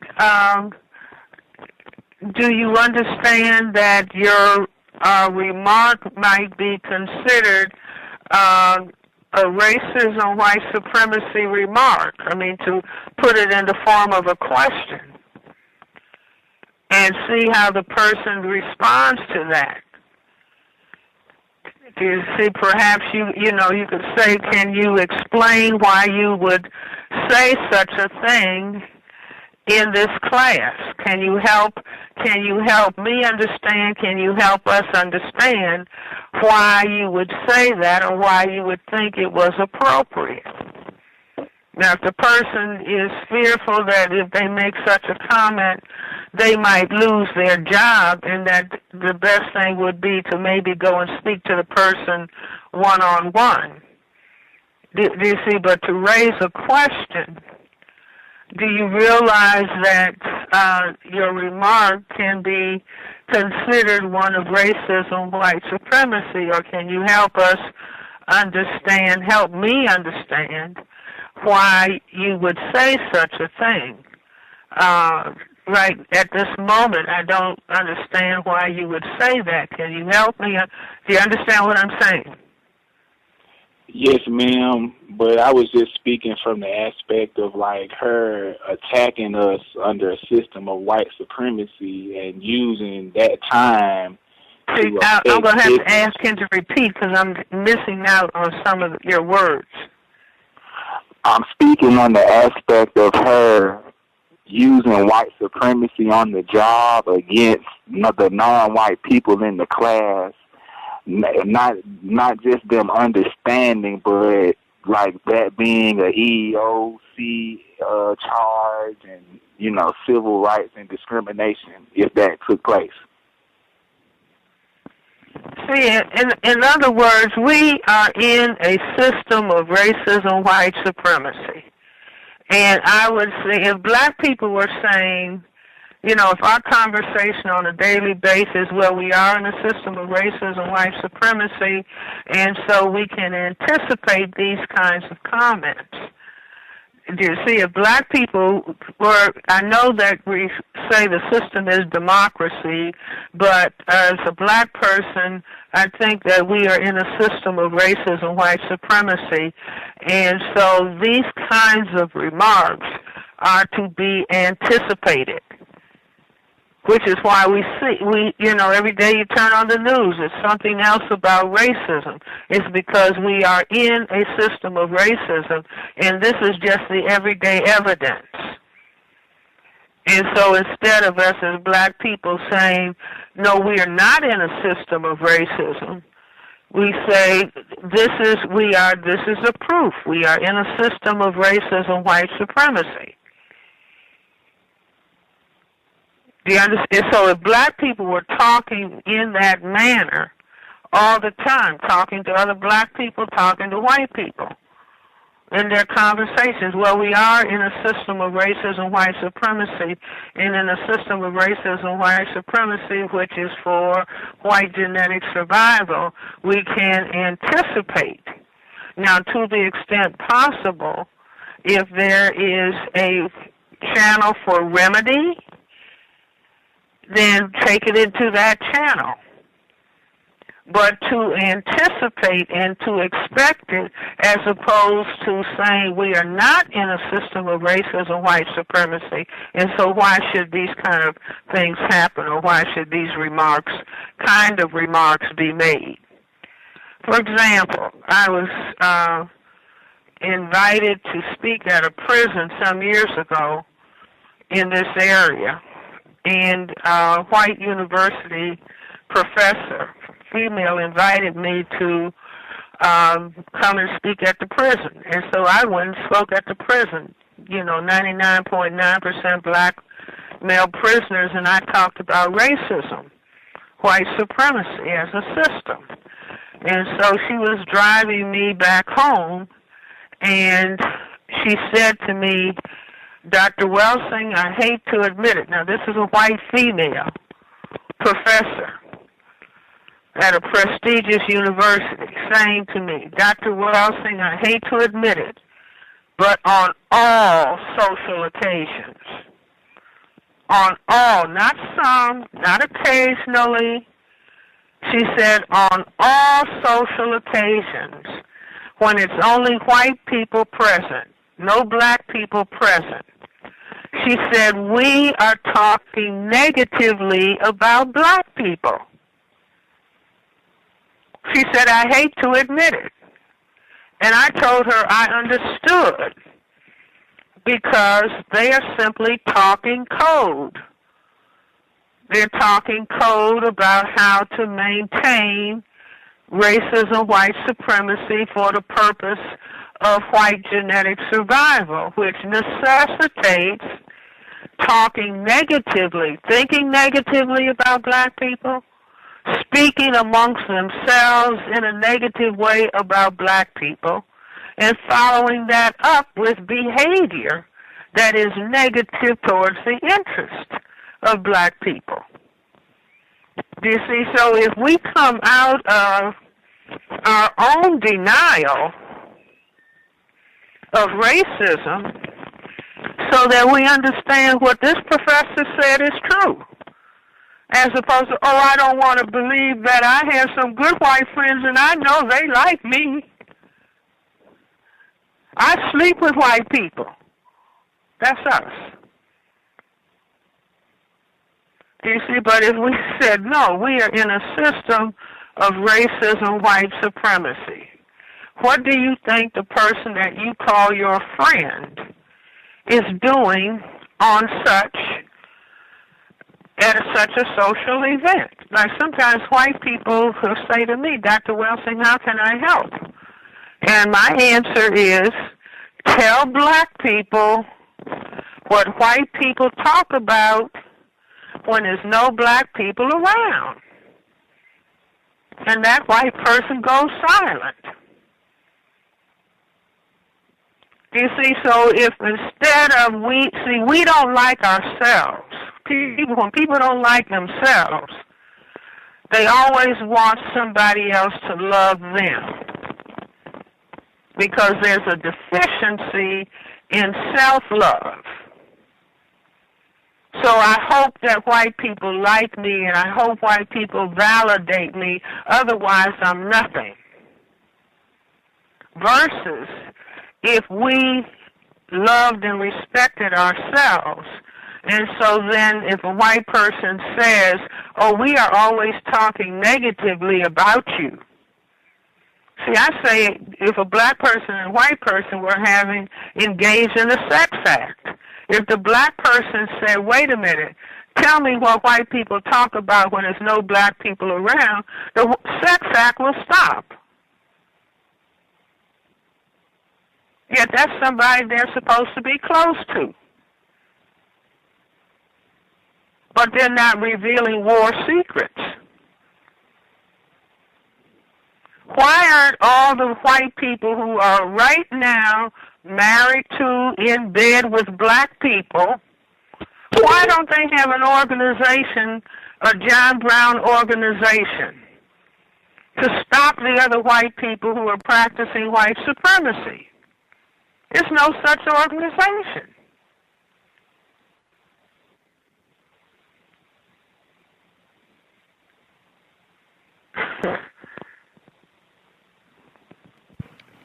So our challenge as black people is to find a way to respect ourselves and love ourselves so that we have enough self-love so that we're able to face reality.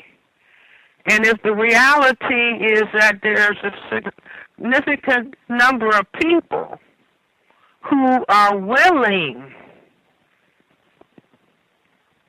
to engage in a Tuskegee syphilis experiment, are willing to engage in the biological warfare of HIV/AIDS against the interests of black people in this area of the world and on the continent of Africa.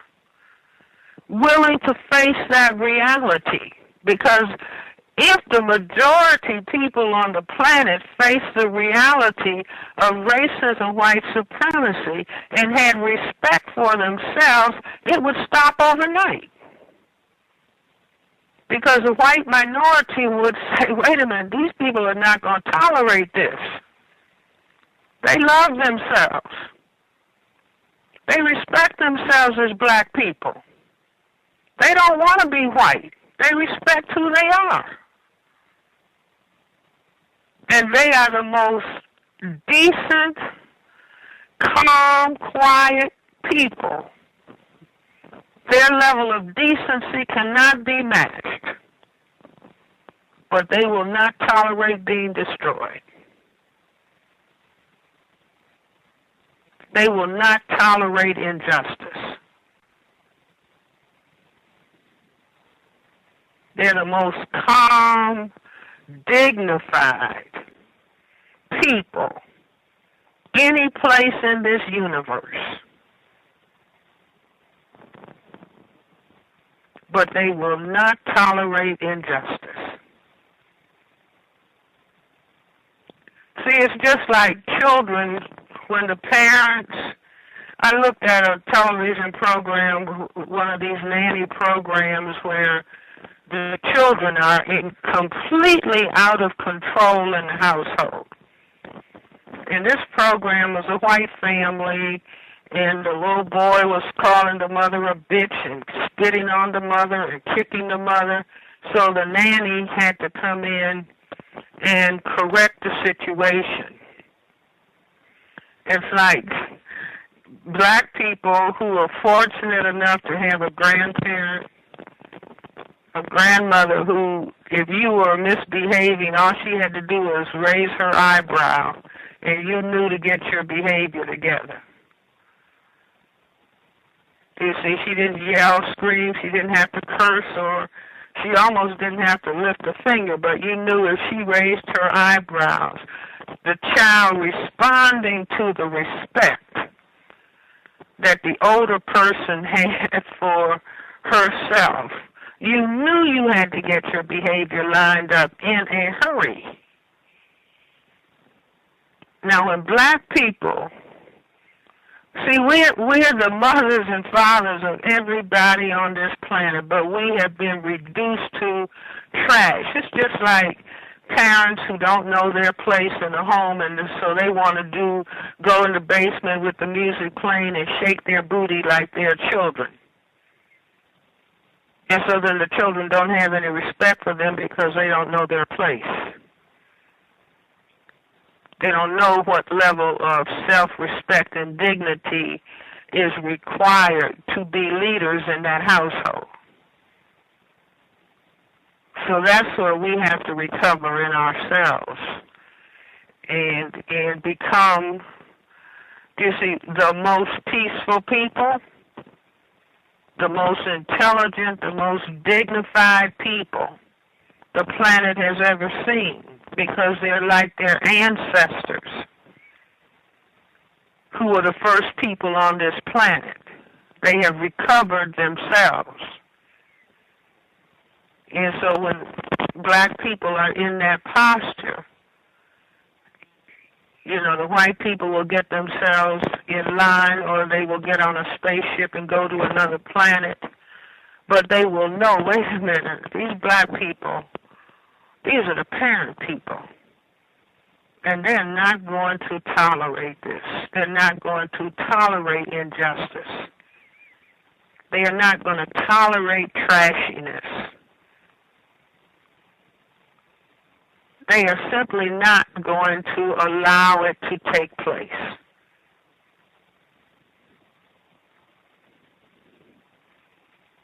Now that's who we need to realize what it is that we're supposed to be doing. And I hope Russell Simmons will get this message, that he ought to be so ashamed of himself that he needs to stay in hiding for the next 25 years and never show his face. How dare you demean the name of Harriet Tubman? How dare you?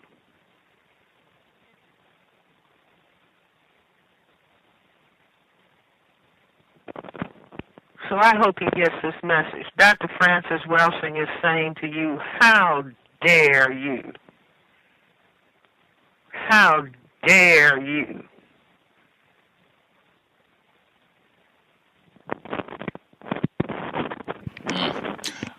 There was another person that called in and we had a written question. Do you have time to take one more caller and a written question? Sure. Okay. The person that dialed in, I think this is Peaches. Your line should be open. Yeah, hi. This is Peaches. Hi, Dr. Francis Chris Welsing. How are you? How are you? Fine, thank you. How are you? I want to ask you a question. What do you say to some black females that consider themselves to be pro-black and knowledgeable about racism, white supremacy, but still straighten their hair and say, "Oh, that doesn't have anything to do with it. I know what's inside of my head, and the way I wear my hair has nothing to do with that." What do you say to people like that? Well, you know, really, people can do whatever they want with their hair, because what really is important is what is inside of their heads. You know, how are their brains working? What kind of thoughts do they have? Do you see? But when somebody has to put all of this straight hair on their head, when they look in the mirror, what do they see? Do you see, the question is, where does the brain go? Yeah. Am I seeing I'm almost there. I'm almost white. I'm almost white. See, it's just like looking at television, looking at the news, and you see the white women with this long, straight hair hanging down, and then you see the black person with all this shower of straight hair. Mm-hmm. The question is, what is the person looking in the mirror? What are they thinking about themselves? And how does that influence how they relate to another black person? Yeah. See, there's been massive programming since the days when black people were talking about black pride, black dignity, black self-respect. And so we've come up to a period, I don't know if you saw the CNN program with Anderson Cooper, where they tested little white children and little black children, showing them a series, the same face but different colors. And you had young black children. You had 3-year-old white children, and the faces went from white to black. And they asked a 3-year-old white child, which one is ugly? And without hesitation, the 3-year-old white child points to black. Which one is bad? 3-year-old white child points to black face. Which one is dumb? Points to the black face. And then they tested slightly older black children. Which one is ugly? The black child points to black. Which one is bad? Points to black. You know, which one is dumb? Points to black. Yeah. You see, so, and then people are telling me that work in school settings, the number of black children who are saying, I'm not black, I'm mixed race. See, now the question is, how much of that discussion is going on in the home? But this is just white supremacy think. Yeah. Teaching the black child to hate him or herself Like they asked a black child, I remember this one little girl, I would think pretty little black girl. And so they asked her a further question, why don't you like that color? And she says, it's nasty. Meaning my color is nasty. There's nothing in my culture that teaches me to love and respect myself as I am. And so then when I encounter the reflection of myself, meaning another black person, I'm going to show them. I may not even realize what I'm doing, but I'm going to show them how I disrespect myself. Which just reminds me, I was in a store earlier today at a Kinko's of FedEx. And so I spoke to, asking a question to a young black woman who was the clerk who had all this straight hair hanging down.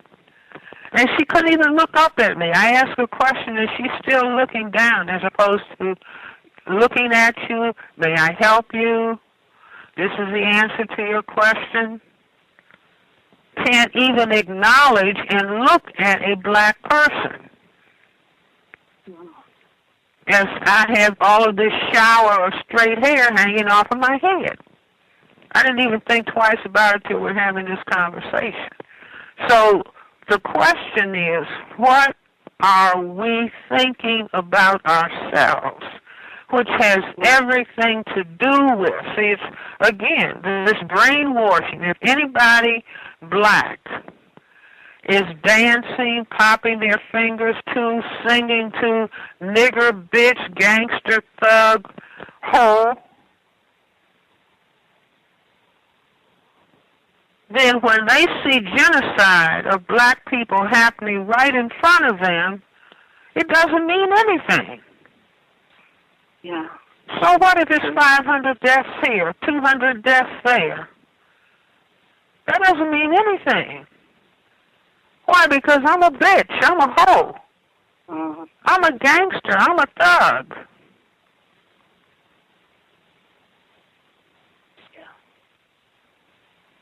I'm white. I'm mixed race. I'm not black.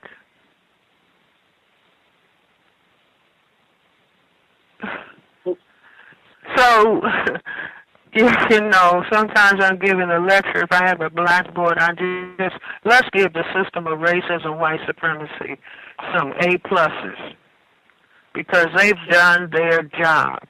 Yes, they have. They have masterfully done a job on us. And so we have to, you know, take note of that and say, wait a minute. This is not supposed to be. Not going to spend 1 minute hating white people. They did the best they could organizing a system for their genetic survival as a tiny minority. Is it horrible? Yes. Is it wrong? Yes. Is it a system that necessitates mass murder? Yes. But now that we have been able to decode it and figure it out, what are we going to do? Because I say self-respect is more powerful than any nuclear weapon, any number of nuclear weapons. And so do we intend to put that black self-respect machine in operation? The creator of the universe made us black people. If we understood half the significance of this black pigment melanin, everything that the white supremacy system, the most powerful thing in the universe, is a black hole. The most powerful substance, black matter, dark matter. Yes. And yet we have been trained to demean and hate ourselves as black people. And so we have to embrace ourselves with respect, understanding, and say, we're going to be into transforming ourselves into becoming the people that we're supposed to be on this planet, in this universe. Neely Fuller says becoming universal man and universal woman. Yeah. That necessitates respect for ourselves. See, if we don't understand what that is, and we need to go in the archives and get some of those films where those black people were marching for their voting rights, or they were going to bus boycott, and see the dignity on the faces of those people. The pride, the self-respect, the dignity that allowed them to go up against dogs and hoses and billy clubs, sacrifice their lives.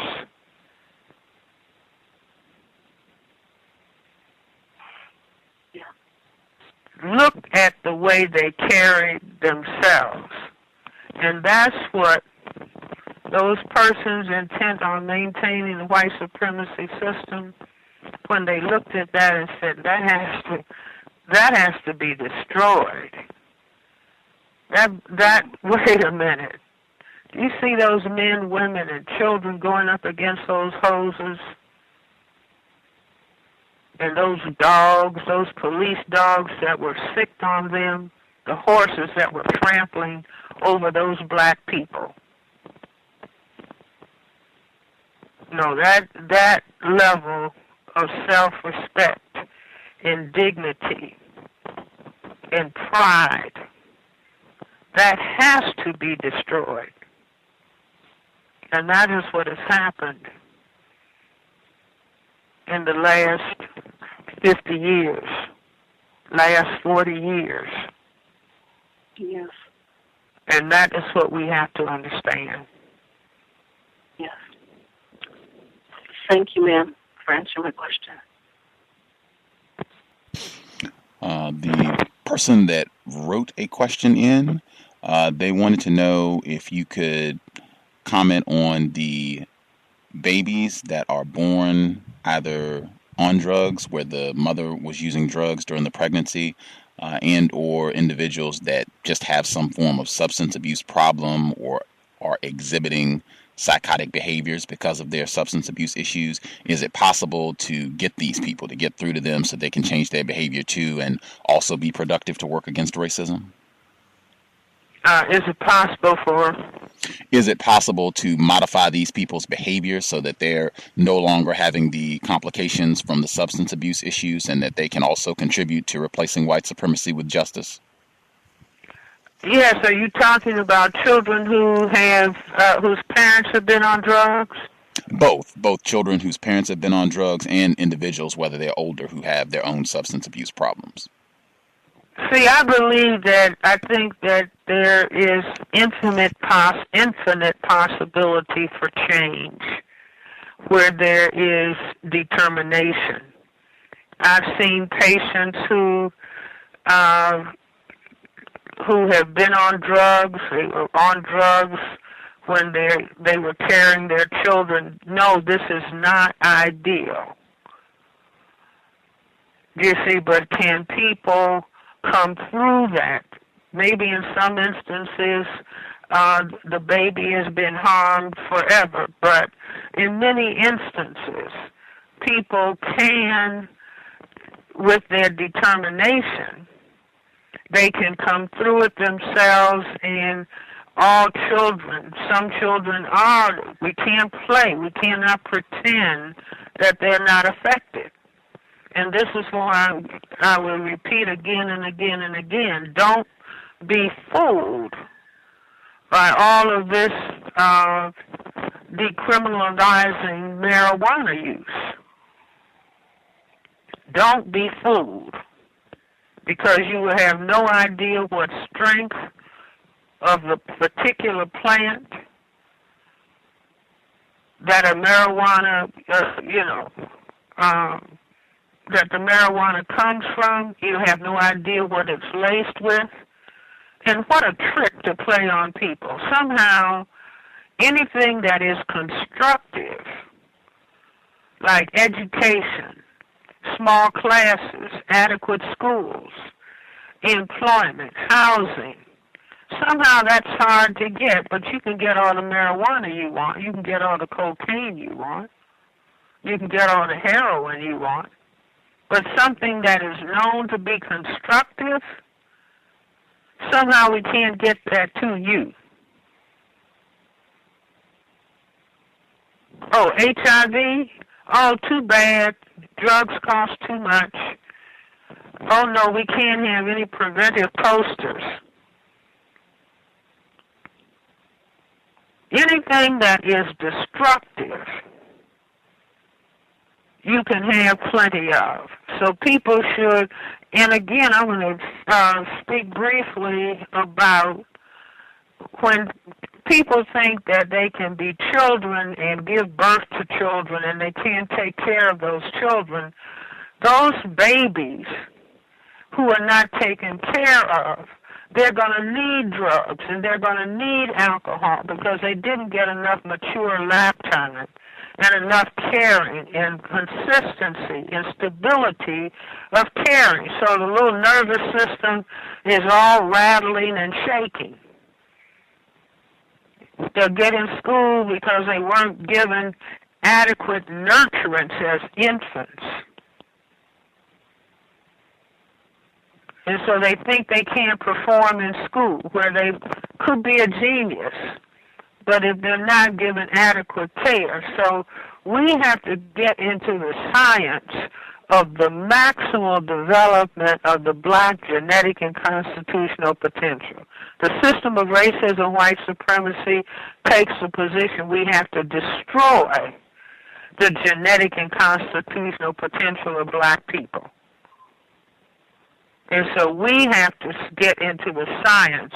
The system that is trying to survive genetically, they cannot provide, will not, cannot provide the conditions for the maximal development of the black genetic and constitutional potential.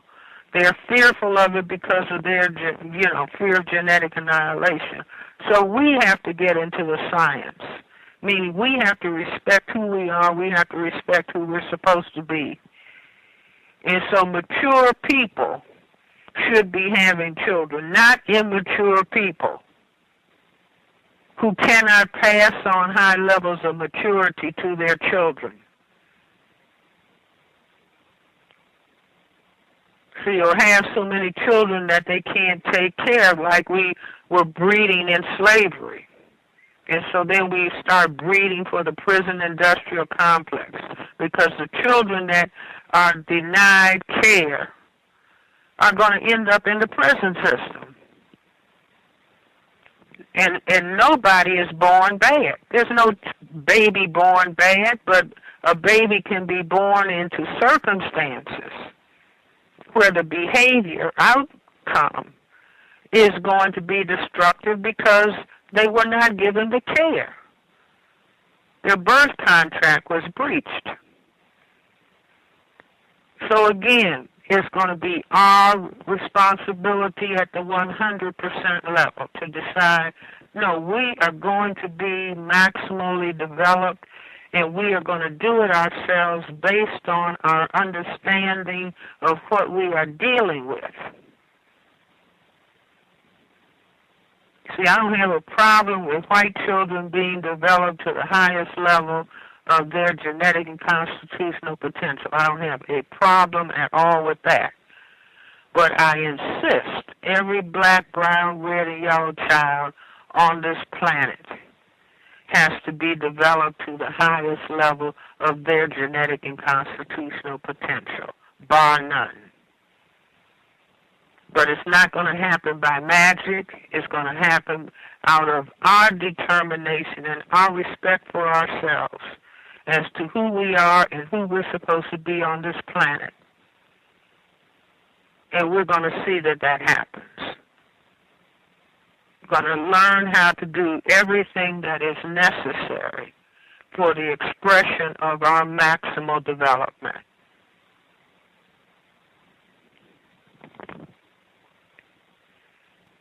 Context of white supremacy. Again, Dr. Frances Cress Welsing, third-generation physician, general and child psychiatrist, author of the ISIS Papers, Keys to the Colors, her 20th visit to the program. Always a pleasure to have you on the broadcast. I found the photograph that you mentioned earlier, the mural from Talladega College of the Amistad Uprising, and shared it on my Facebook page, and lots of the people listening who saw that it had a huge impact on their brain computer. I would encourage folks to check it out. There are a lot of images online from that mural, Talladega College, the Amistad Uprising. It is, wow. Black self-respect on display. When they, I think we were talking before about... I mean, you pulled that up on the computer? Yes, ma'am. I see, okay. Isn't that fabulous? Wow. Black self-respect in all caps, bold print, highlighted. Wow. See, we ought to call that Black Stand Your Ground. Ashe. Wow, it's incredible, and they even have some images from. I think I might have even seen one from the Underground Railroad. It might have been Harriet Tubman. It was quite a contrast from the Russell Simmons imagery that you've been talking about to Black self-respect on display. 180-degree difference. Thank you so much for sharing some of your Sunday evening, Dr. Welsing. It was phenomenal. Tons of listeners, they were writing in and just wanted to thank you for sharing some of your time. We know you are super busy. It is just always a pleasure to have you on the program. Thank you for having me, and God bless for you to continue. Thank you so much. We will be in touch. Keep up your outstanding work, Dr. Welsing. All right. Good night. Good evening. Context of white supremacy. You can check that image out. It is online. Again, you can just, if you do a Google search for Talladega College, it will pop up. Talladega College. And it's the Amistad murals. You can check it out. Great work. I posted one of the images on my Facebook page. They actually have a book as well that you can purchase with lots of different artwork. I was correct. They do have images from the Underground Railroad as well. But Black people, self-respect. Black self-respect on display. Check it out. They have a whole page dedicated to this. If you go to Talladega College, you can see the website. I can give it out now. It's short. www.amistadmurals.com. One more time, www.amistadmurals.com. And you'll get more information about the Black author who put all this together and the whole nine. You can get the book as well. Phenomenal information. And again, Dr. Frances Cress Welsing. We should be back, I think, Tuesday. Might be incorrect on that. I'm very much looking forward to not being on the air tomorrow because I think we've been working hard for most of the summer, but we will be back on Tuesday. I think Pam should be with us on Wednesday, the book club on Friday. Counter-racism grind continues. Thanks, everyone, for tuning in. I hope it was a constructive investment of your Sunday evening. Black self-respect, Black self-respect, Black self-respect. Creator, we ask that you help all of us increase our Black self-respect, the antidote to anti-Blackness. Help us to abstain from squabbling, name-calling other Black people, other victims of racism. Help us to recognize it is a monumental act of Black mental health to refrain from squabbling with, criticizing, fault-finding other victims of racism, Black people. It has been time. Replace white supremacy with justice as soon as possible. Context of white supremacy, signing out. I'm a victim, brother. No problem. You're a victim. I'm a victim of 400 years of conditioning. Shut up. The man has programmed my conditioning. Even my conditioning has been conditioned.